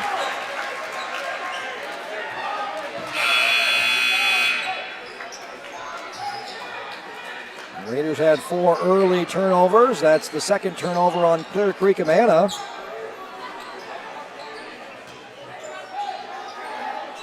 And Charlie Hoffman, the sophomore, checks into the game.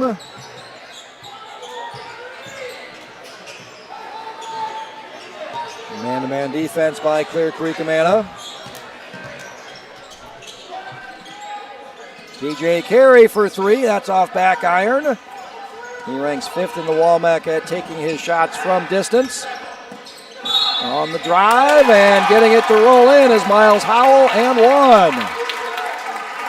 That puts Clear Creek Amana back in the lead.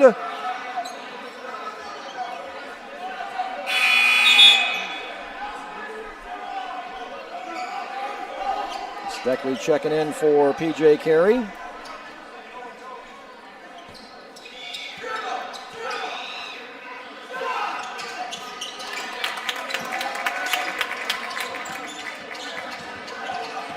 Howell good on the free throw as well for the three-point play, shooting 43% from the charity stripe.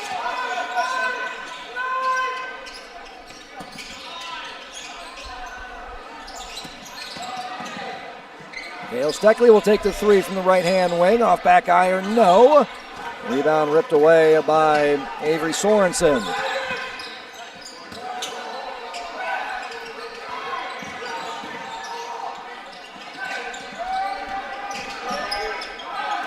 Nice help defense by Steckley, knocked out of bounds by Banos.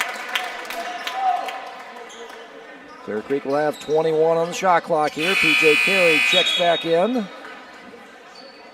Limited bench here for the Raiders tonight. Grady Weegan unable to play, picked up 2 technicals Tuesday night at South Tama. So he's suspended for this game. Spinner into the middle lane of Beckett Bosset. Third leading scorer in the WAMAC, averaging almost 21 points per game.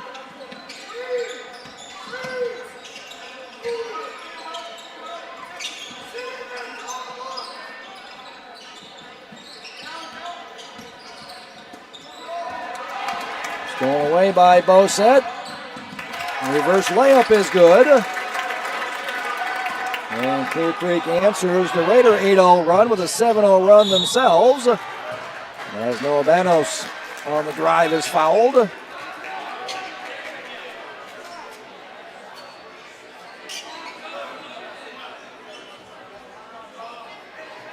He'll go to the free throw line for 2.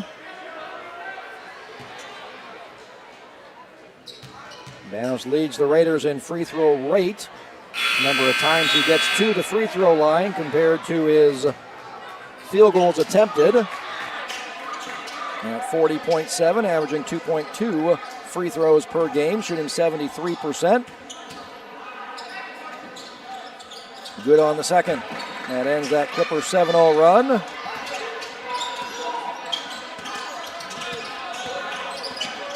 Horns action up front there for Clear Creek Amana. Double screen action. Bosset on the drive, left-hand side, puts it off glass, up and in. Not the fourth time already we've seen that move by Bosset going downhill on that left side. Rogan Ackerman gets fouled by Bosset. That'll be his second personal foul. So we'll see what Brandon Clubb decides to do here as Hayden Howe hops up off the bench.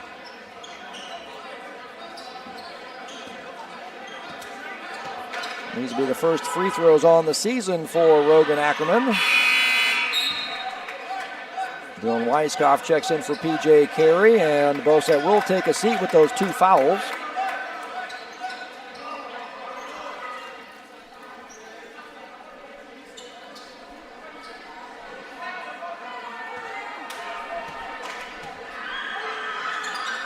Second free throw is perfect.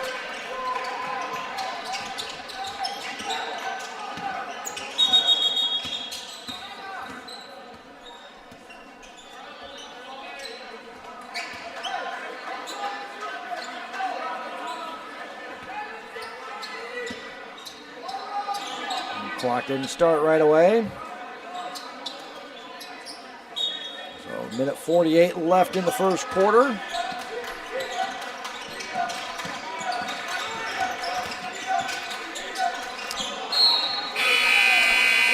Miles Howell is looking for a cutting Carson Meskimen. Pass goes out of bounds. Turnover on Clear Creek Amana. And that's their third turnover. Raiders with 5. The Raiders had turnover issues early in the game. They've settled down as the game has gone on. That's what allowed the Raiders to take that 8-0 early run by the Clippers and tie the game at 8. Weiskopf on the drive, goes to the left-hand side and lays it in. 17-12, Raiders cut it down to 5.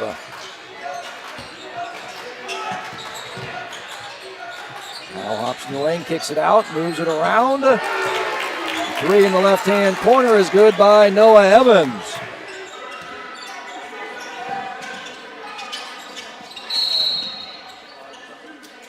Evans ranks 5th in the WAMAC in three-point percentage, shooting 47% from distance.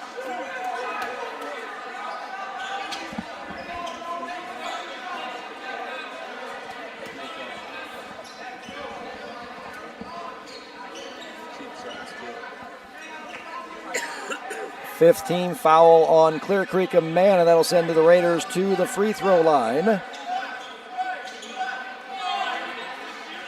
So that could be something that can help the Raiders. Raiders ranked 10th in the WAMAC at getting to the free throw line at a 16.7 rate, averaging almost 9 free throw attempts per game. Get the Clippers into foul trouble. And then take advantage of those free trips to the charity stripe.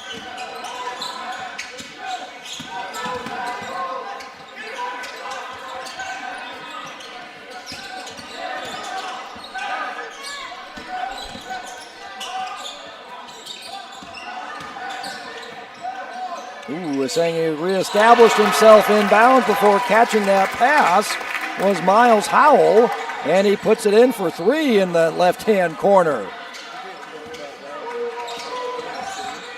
You need to reestablish yourself back in bounds before catching it. So apparently the official said that he had done that.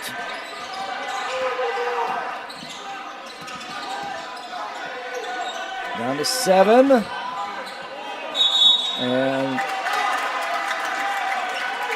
Griffin Becker called for the travel. 3.9 for Clear Creek Amanda. See if the Clippers can get a shot off here before the end of the first quarter.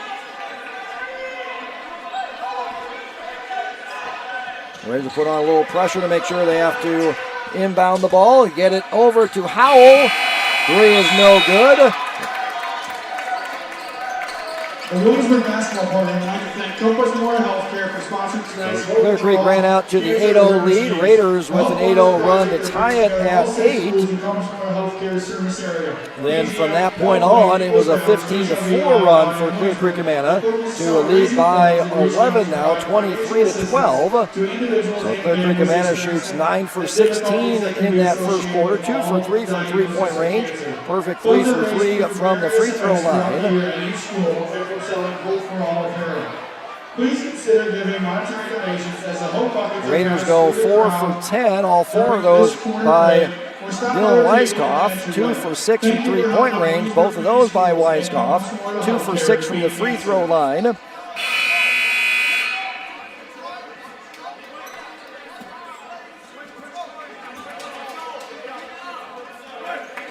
So Weiskopf leading the way early with 10 points.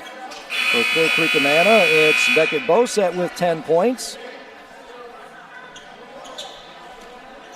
Weiskopf averages 11.8, 10 already here. Bosett halfway to his average of 20.7, ranking third in the WAMAC in scoring. Rays will start with the first possession of the second quarter. Steckley, Ackerman, Weiskopf, Banos and Becker, the 5 on the floor for the Raiders. As Weiskopf takes it to the hoop.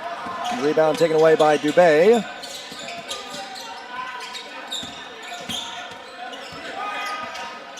Meskimen on the drive. He'll go to the free throw line. Fouled on 20 on Weiskopf. So Steckley thought he did a good job of walling up there on the drive by Meskimen, which the official agrees he did, so the bump was from behind. From Weiskopf, that's his first personal foul.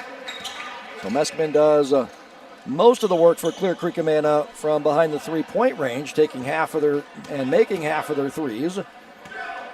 But he also attacks the basket as well. Tied for second in the WAMAC with teammate Beckett Bosett in free throws attempted. Becker tripped as he was trying to bring the ball back out.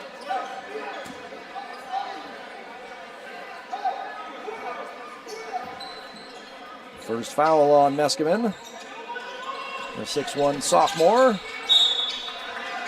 Knocked out of bounds by Howe. Raiders will maintain possession. Now sideline out of bounds as opposed to baseline. Able to get into Weiskopf. Going downhill with that right hand. And going to get called for a foul.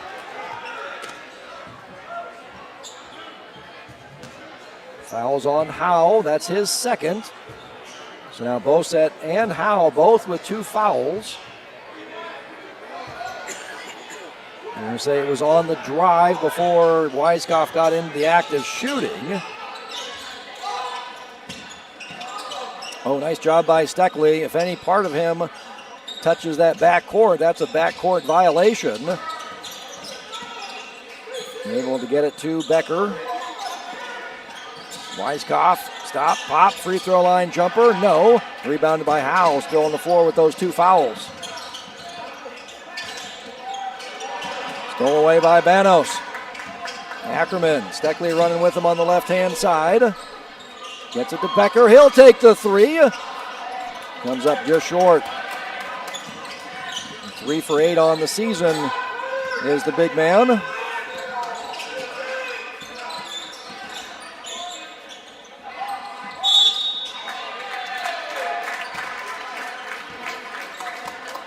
Three in the left corner by Meskimen is missed, but foul called. So he'll go to the free throw line for 3 free throws then. So that'll be attempts 3, 4, and 5 for Meskeman, who comes in second in the Walmack at 4.3. So he's already over his average here in the first half. 73% on the season. As P.J. Carey, Colin Reed check in for Noah Banos and Cale Steckley.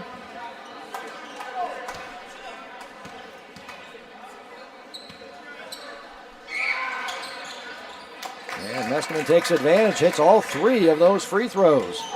Usually that doesn't happen. Usually that's one of those 3. Able to cash in.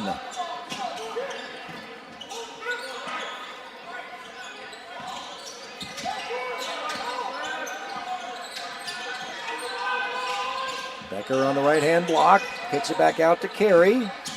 Back to Becker. Turnaround jumper is good.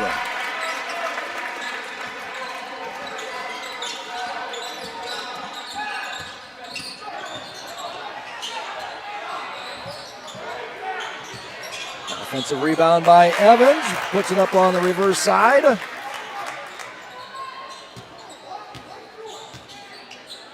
Nice job offensive rebounding there. Shots. We get Ackerman for an offensive foul. And that happens quite often on those handoffs where the player just keeps on moving, engaging with the defender, and get the offensive foul called.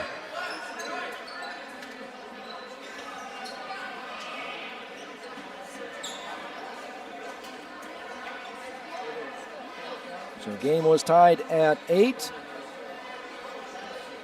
Halfway through the first quarter.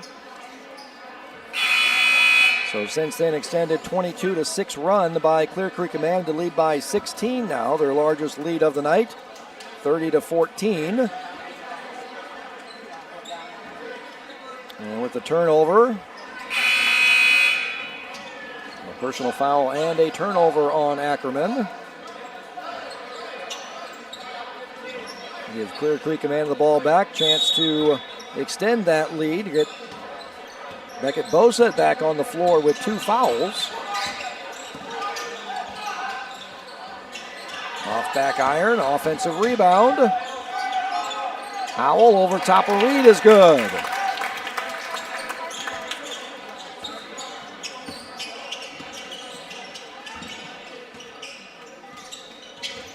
P.J. Carey down to Weiskopf, looking for Becker on that left block, taken away by Boset.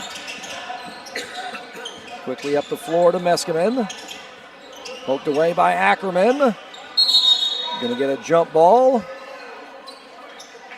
Alternate possession will keep it with Clear Creek Amana. Charlie Hoffman checks in for Rogan Ackerman.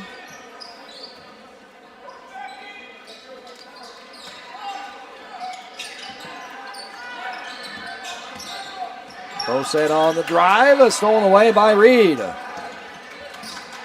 Quickly up the floor to Weiskopf.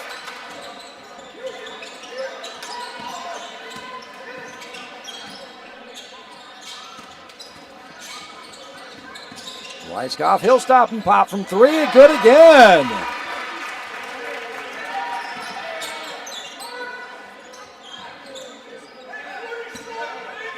And 13 points now for Weiskopf. Boset on the drive, gets it to go. He'll try to answer the three-point play with an old-fashioned three-point play.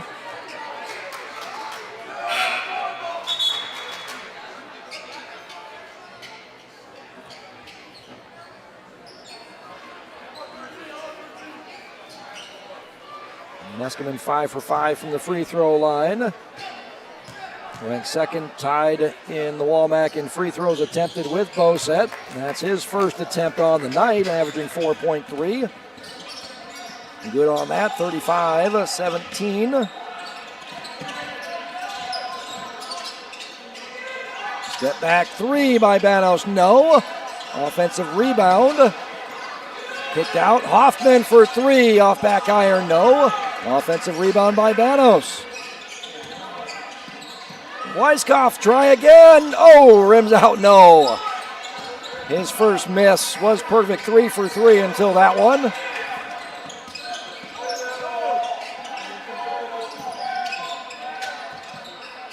Meskimen straight on three is good.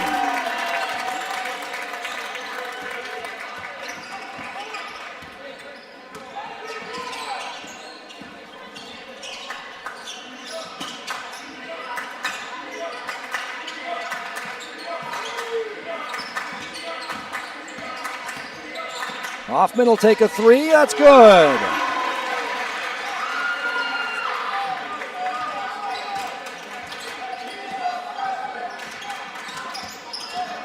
Bosset on the drive. Floater off glass is good. He'll go to the line for another one. The Raiders keep on hitting threes. Bosset keeps on doing the old-fashioned three. Makes that runner on that left-hand side and goes to the line for another.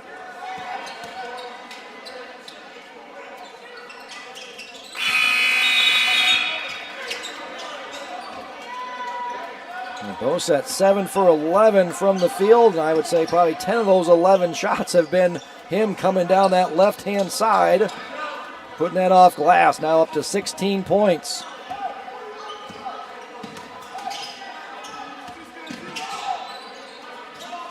Clear Creek falls into a 2-1-2 zone. Get the ball to that middle of the zone, kick opposite, nice job. Rebound off of Noah Evans, out of bounds. PJ Carey will trigger in baseline, out of bounds. It looks like Clear Creek Amana will go back to man-to-man on the inbounds.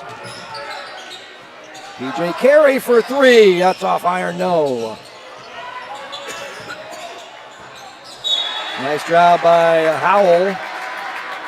Throwing it off of Becker, out of bounds.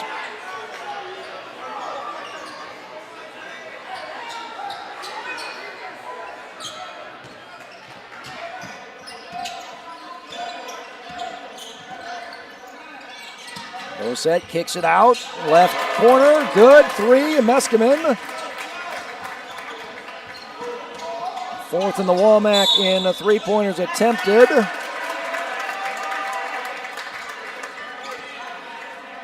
Fifth in three-pointers made, shooting 32%. And Meskimen does most of the Clippers' work from a three-point range. The only other Clippers averaging more than 2 threes a game is Noah Evans and Beckett Bosset. Bosset on the drive, hops into the lane.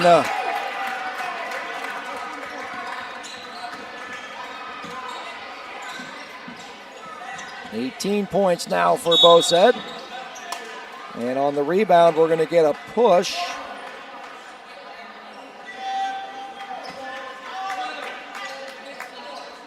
Miles Howell picks up the foul. Kyle Vogel and Alex Dubé check into the game.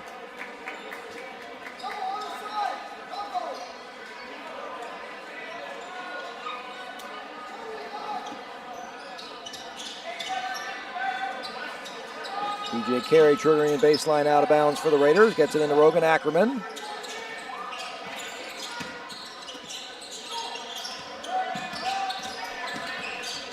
Bano stolen away by Bosset.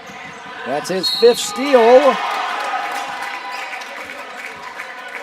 And once again on that left-hand side, gets fouled and goes to the free throw line again.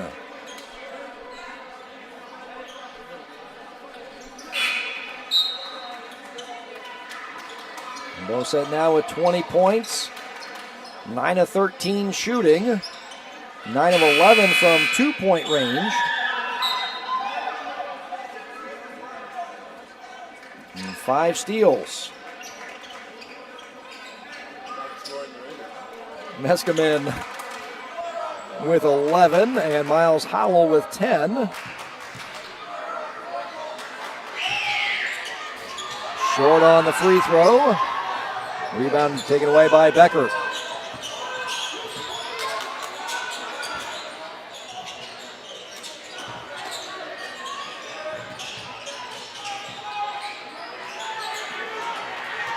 Stolen away by Vogel. On the drive on that left-hand side yet again. This time at least he didn't make the layup. Going to the free throw line, though, again, is going to be Bosette. So this will be his 4th and 5th free throw attempts, tying his teammate Meskimen. So both those guys are tied for 2nd in the WAMAC in free throws attempted.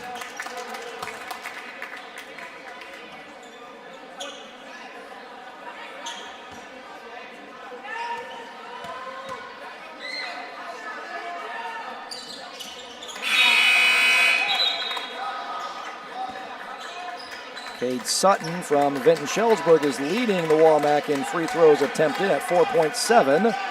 And then Bosette and Meskimen are right behind. In 4th in is Tate McCullum from Solon at 4.3 as well. Another steal by Vogel.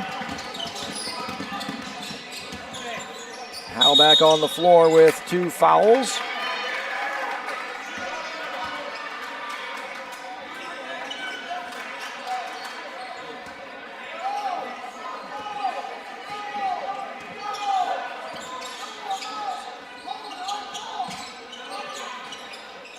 A 2-1-2 zone defense again for Clear Creek Amana. What you want to do against that zone, flash somebody to the middle, then kick opposite, 3 by Becker, no, rebound taken away by Howell.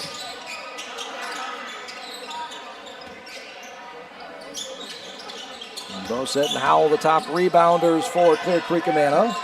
Vogel gets into the paint, kicks it out to Howell, his 3 is good.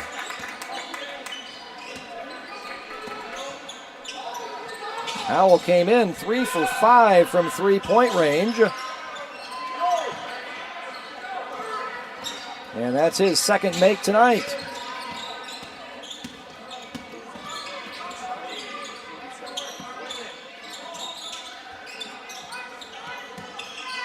Long 3, Meskimen, good again.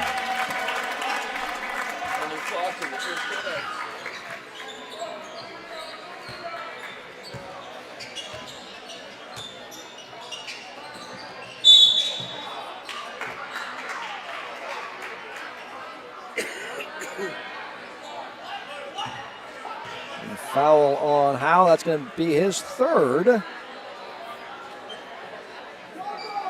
Coach Clubb gets Avery Sorensen up. He'll check in for Howell, picking up that 3rd foul, trying to hold off Becker. Trying to flash up against that 2-1-2 zone. Raiders get it inbounded quickly into that short corner.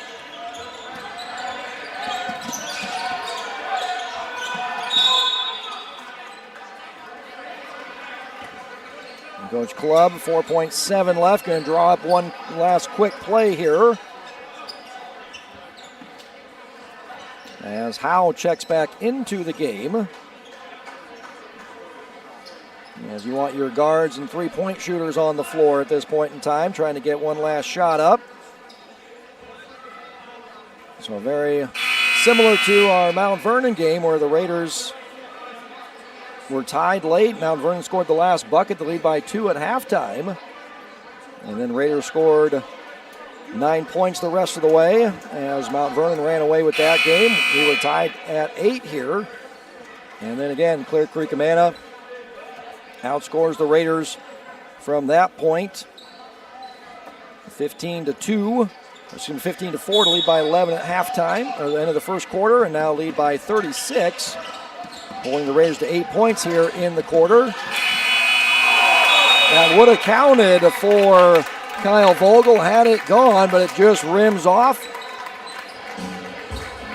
And that'll take us to halftime with Clear Creek Amana leading a 56-20. So we'll send over to Hudson Nunnally for some messages from our sponsors.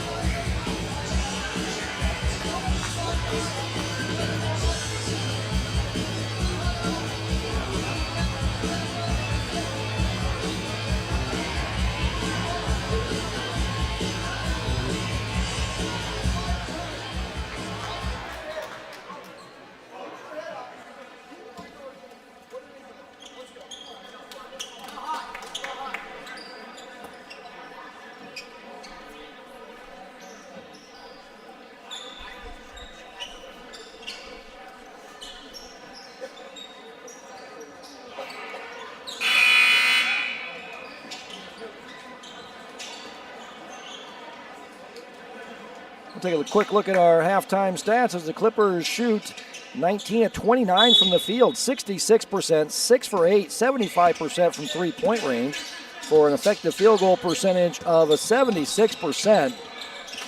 That's like Villanova against Georgetown in the 1985 championship game. Griffin Becker puts the first points on the board for the Raiders in the second half. The Raiders leading scorer, averaging over 14 points a game. That's his second bucket, sitting at 4 points now.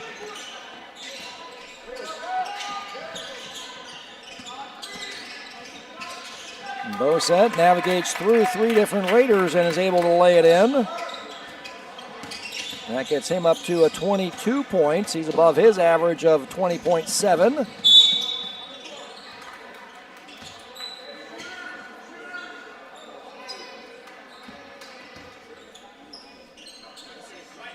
Bosset fouled by Rogan Ackerman on the fast break. Fouled him before the act of shooting, so inbound baseline out of bounds.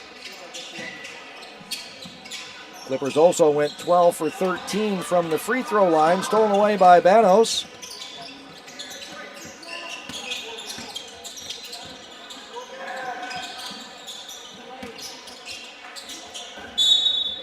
Weiskopf trying to save the errant pass.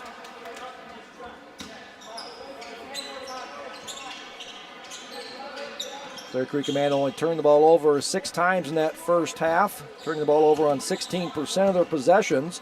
Average came in averaging almost 16 turnovers a game, turning it over on 24% of their possessions.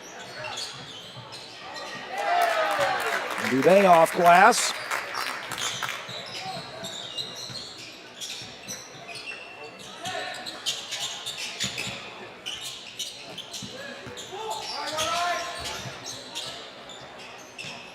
Banos triple team, gets it out to Weiskopf. He'll drive in, lays it off left hand as he goes sprawling to the floor. 15 points now for Weiskopf to lead the Raiders.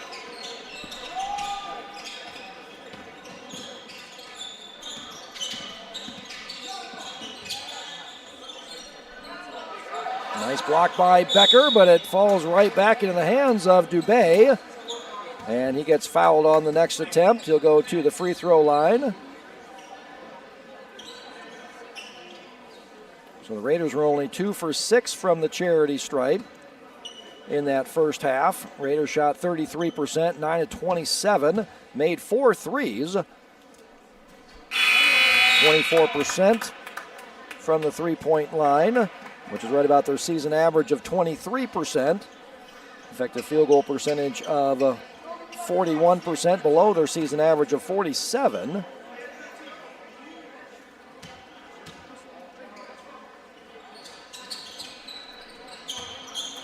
The Raiders with 14 turnovers, turn the ball over on 36% of their possessions, above their season average of 30%.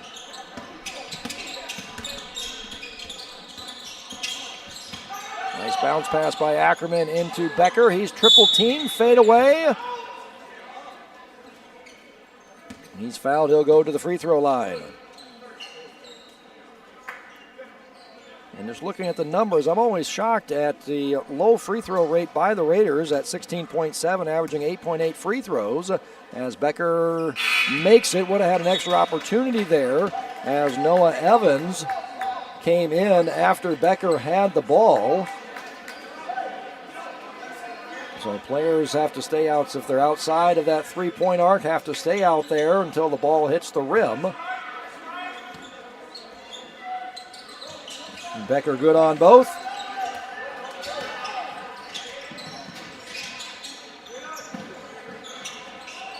Nice job walling up and able to get over top of Becker. Avery Sorensen getting his first points of the night.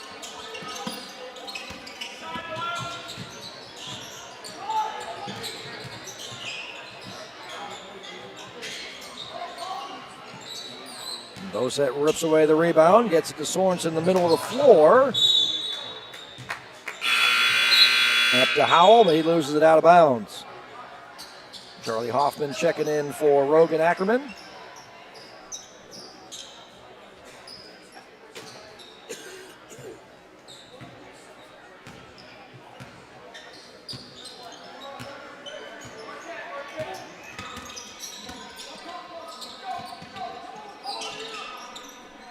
Raiders from the free throw line, though. You got big Griffin Becker down there on the block. You got Dylan Weiskopf driving. You would think as he puts that off glass that the Raiders would get to the charity stripe a little bit more often than what they do.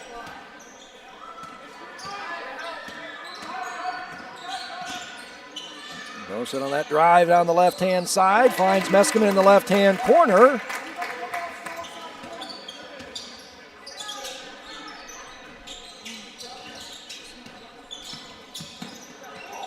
Nice job by Reed holding on to that one. And three is good by P.J. Carey. Carey ranks 5th in the WAMAC in taking his shots from three-point range, averaging 3 threes a game. And with the answer is Miles Howell. Miles Howell came in 3 for 5 from three-point range, and he is 3 for 3 on the night, doubling his season total from behind the three-point arc. Sorensen will pull up for 3, and he'll hit it. And that's the first three-point attempt and make for Sorensen.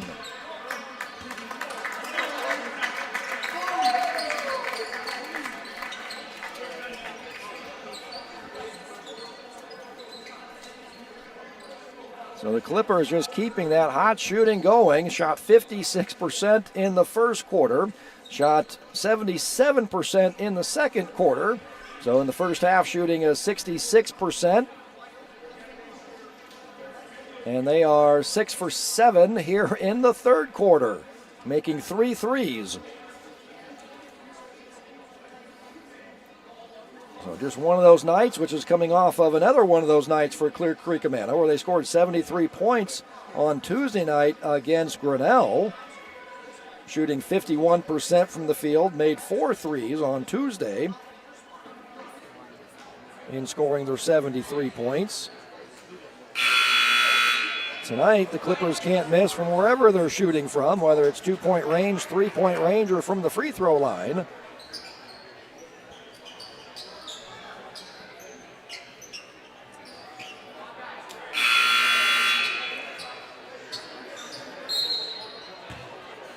Cale Stuckley will trigger in for the Raiders. Charlie Hoffman, P.J. Carey, Dylan Weiskopf, and Noah Banos, the 5 on the floor.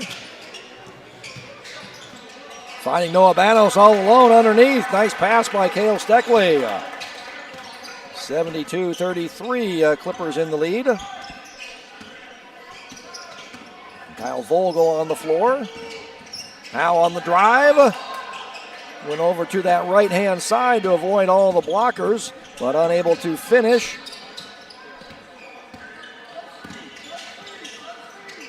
Cale Stuckley thought about the 3. Hoffman hands it off to Weiskopf. He'll shoot the 3, but was fouled by Bosset. He'll go to the free throw line for 3 free throws. That's something you see maybe once in a season. We got it once each way here in this game. So Meskimen went to the free throw line for 3 free throws. Now it's Weiskopf going to the charity stripe for 3 free throws.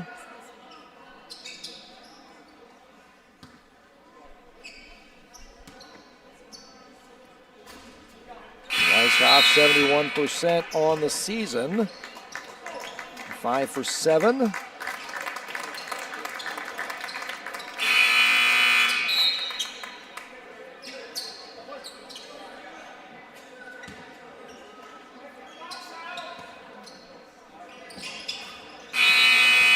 Makes 2 of 3, which is usually what you see in those scenarios. Meskimen able to hit all 3 of those free throws when he was fouled earlier. Caden Decoder into the game for the first time. Sam Courtney.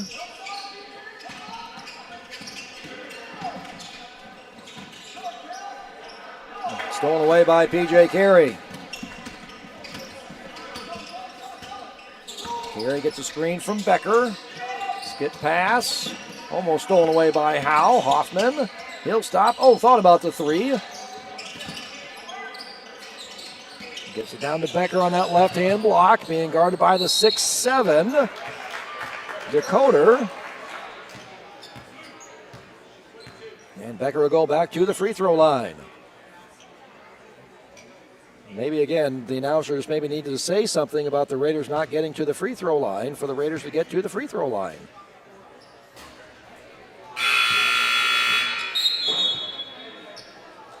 Weiskopf and Ackerman check in for the Raiders.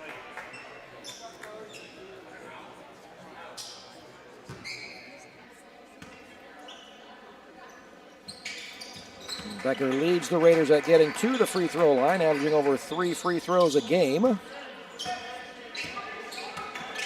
Shooting 63%.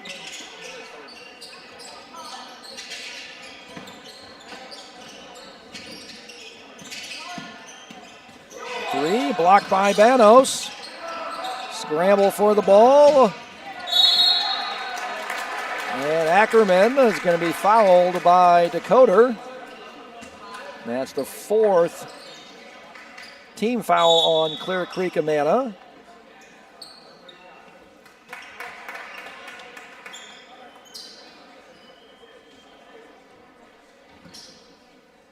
So the score is 56-20 at halftime. So we've played this entire third quarter with the 35-point rule in effect. So a continuous clock in football as Steckley hits the three from the left side.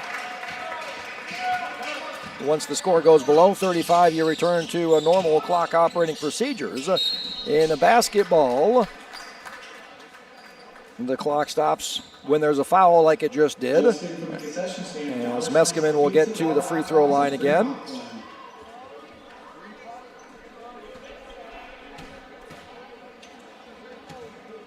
So free throws 6 and 7 on the night for Carson Meskimen.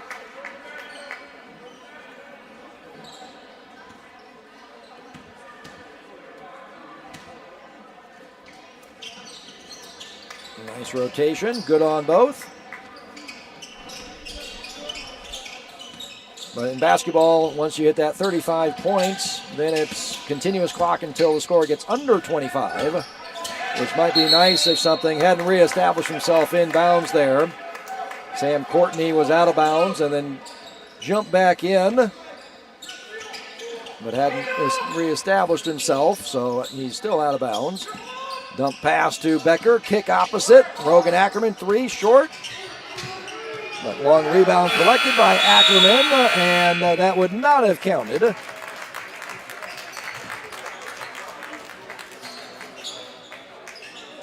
As Clear Creek Amana leads 74-39 at the end of three. So led by 36 at halftime, lead by 35 here at the end of the third quarter. So Clippers shot 6 of 9 in the quarter, making 3 threes, 3 for 4 from three-point range, 3 for 4 from the free throw line.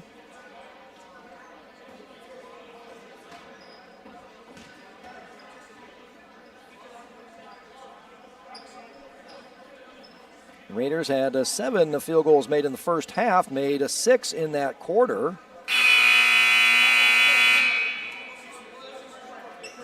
And also 5 for 7 from the free throw line.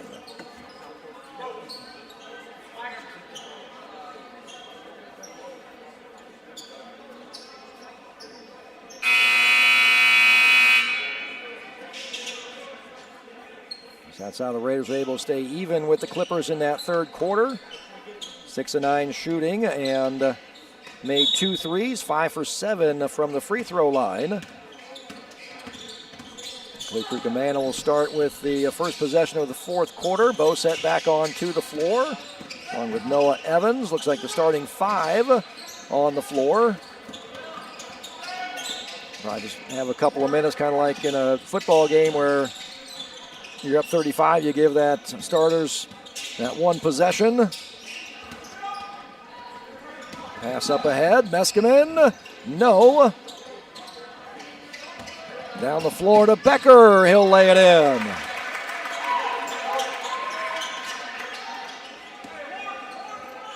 Well, Griffin Becker now up to 9 points. Came in averaging 14.2. Neskeman on the drive. No. Rebound pulled away by Steckley.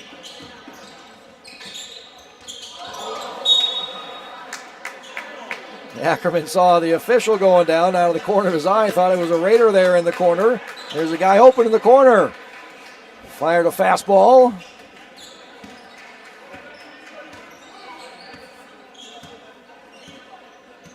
And officials are part of the game. If that stayed in bounds, it's still a live ball.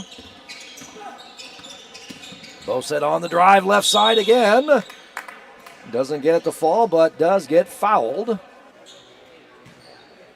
Left side, left side, left side. Drives by Beckett Bosset all night long. Junior sitting at 24 points, 10 of 15 from the field. Matching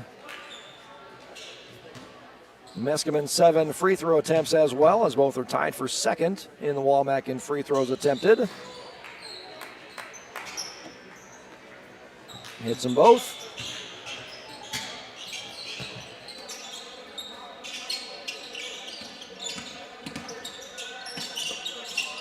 Steckley thought about the three, will take the three and hit the three.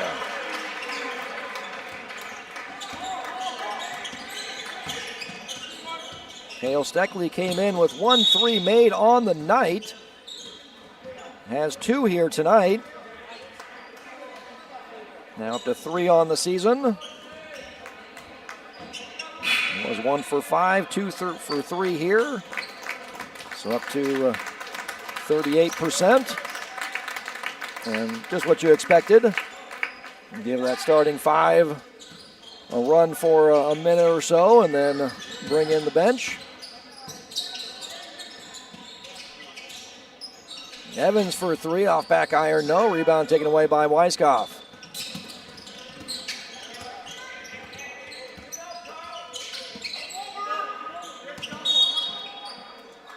Becker with a hop before he got the ball down on the floor. Hoffman and Carey check in, as does Hayes Arwine for the Raiders.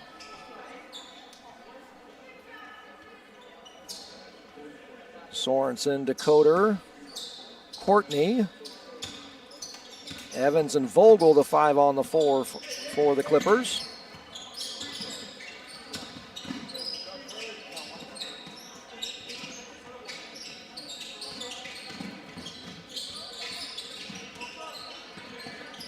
Down to 15 on the shot clock. Decoder on the left block, pump fake, comes back to the right hand over that left shoulder and lays it in.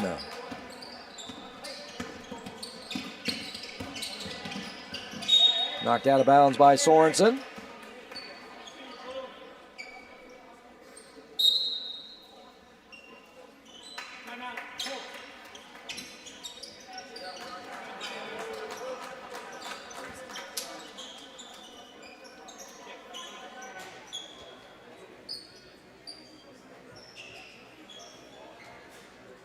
So both teams will head into a winter break. Clear Creek Amana will host the Washington Demons of the Southeast Conference on Saturday, January 3rd at 3 o'clock. Raiders also heading into winter break. The Raiders boys next game. And our next broadcast will be on Saturday, January 3rd, hosting the Regina Regals at 5:30.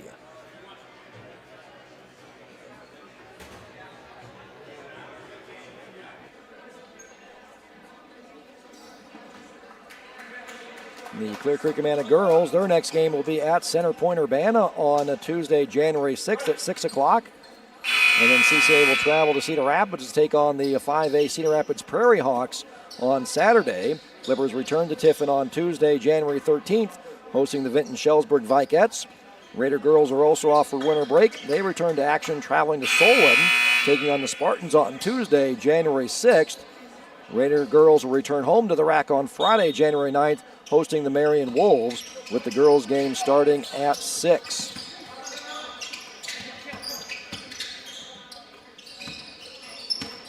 Shar Babaker into the ball game for the first time tonight. And blocked there by the 6'7" Dakoter.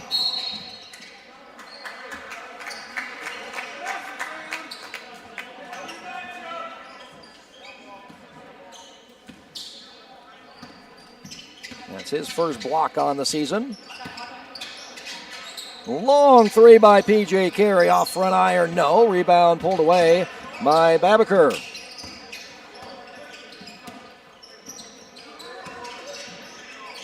Colin Root also in the ball game for the first time.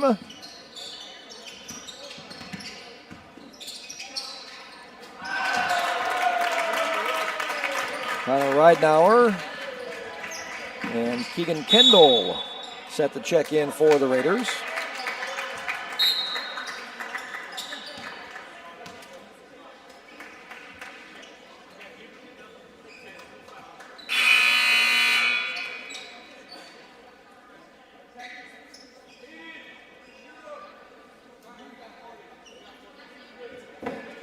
A technical foul has been called against the Raiders. Not sure what happened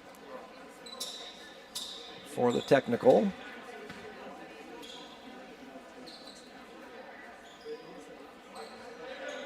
So Hayden Howell head to the free throw line. 5 for 8 on the season.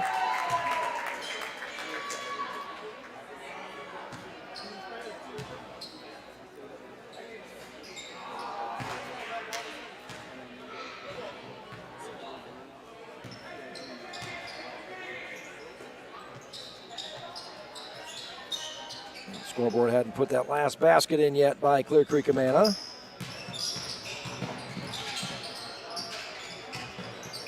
Now gets a screen from Bashir.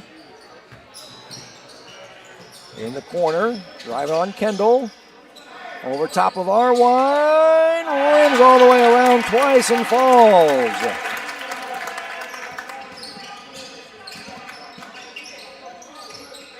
That's his second bucket of the season.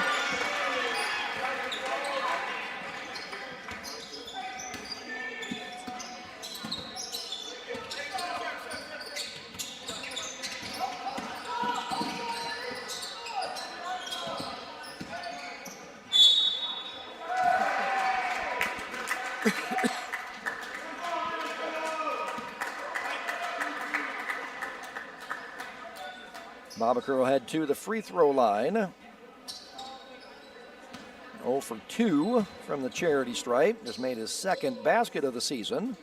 And there's his first free throw made.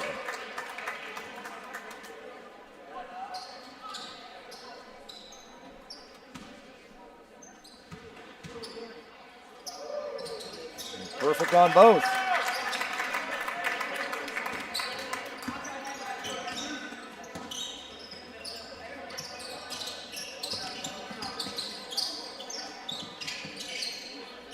P.J. Carey, step back three, off glass, off iron, no. Babaker with the rebound.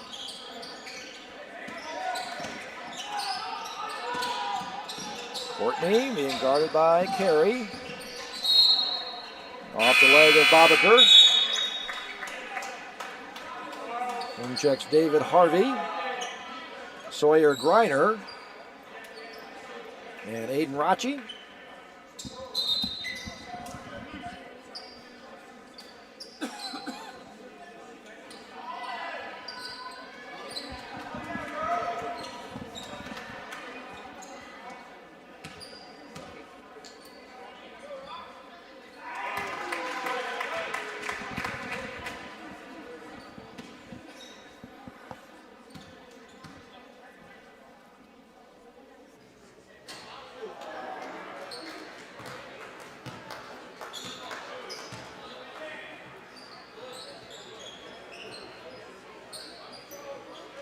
Have to talk to Coach Knoop after the game. What were those two technicals on the Raiders here late?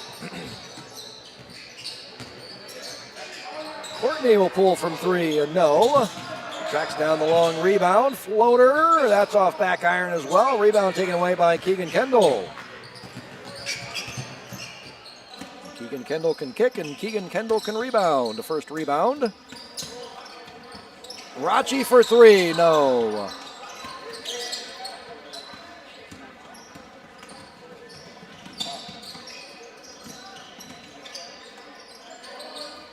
Bashir Babaker into the lane, comes up short. Sawyer Griner will try a three, no. Rebound taken away by Colin Root. Get the screen. Courtney, fadeaway three, no. Rebound by the 6'7" Dakota, just lays that right back in again.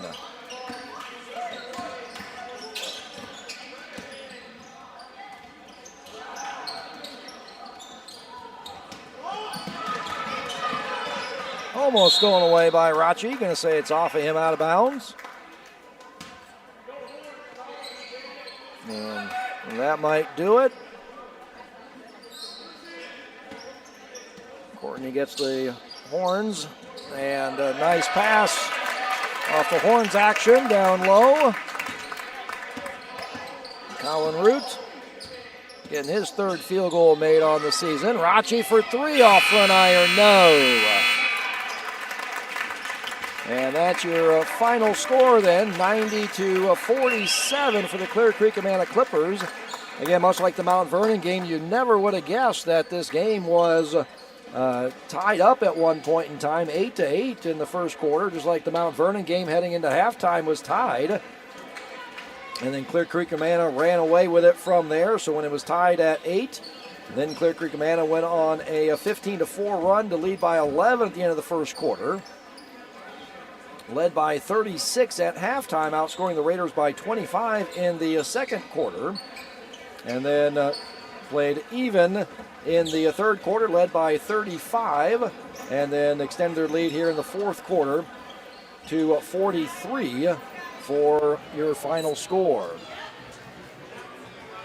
So Clear Creek Amana heading into break. CCA will come off break, hosting the Washington Demons of the Southeast Conference on Saturday, January 3rd at 3 o'clock. The Raiders will also head into winter break.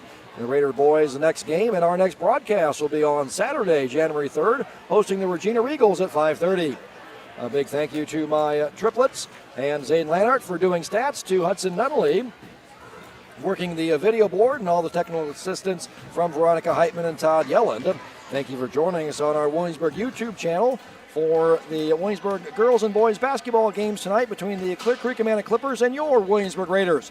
Our next broadcast will be on Saturday, January 3rd, with the Raider boys hosting the Regina Regals. Good night from the RAC, the Raiders Athletic Center.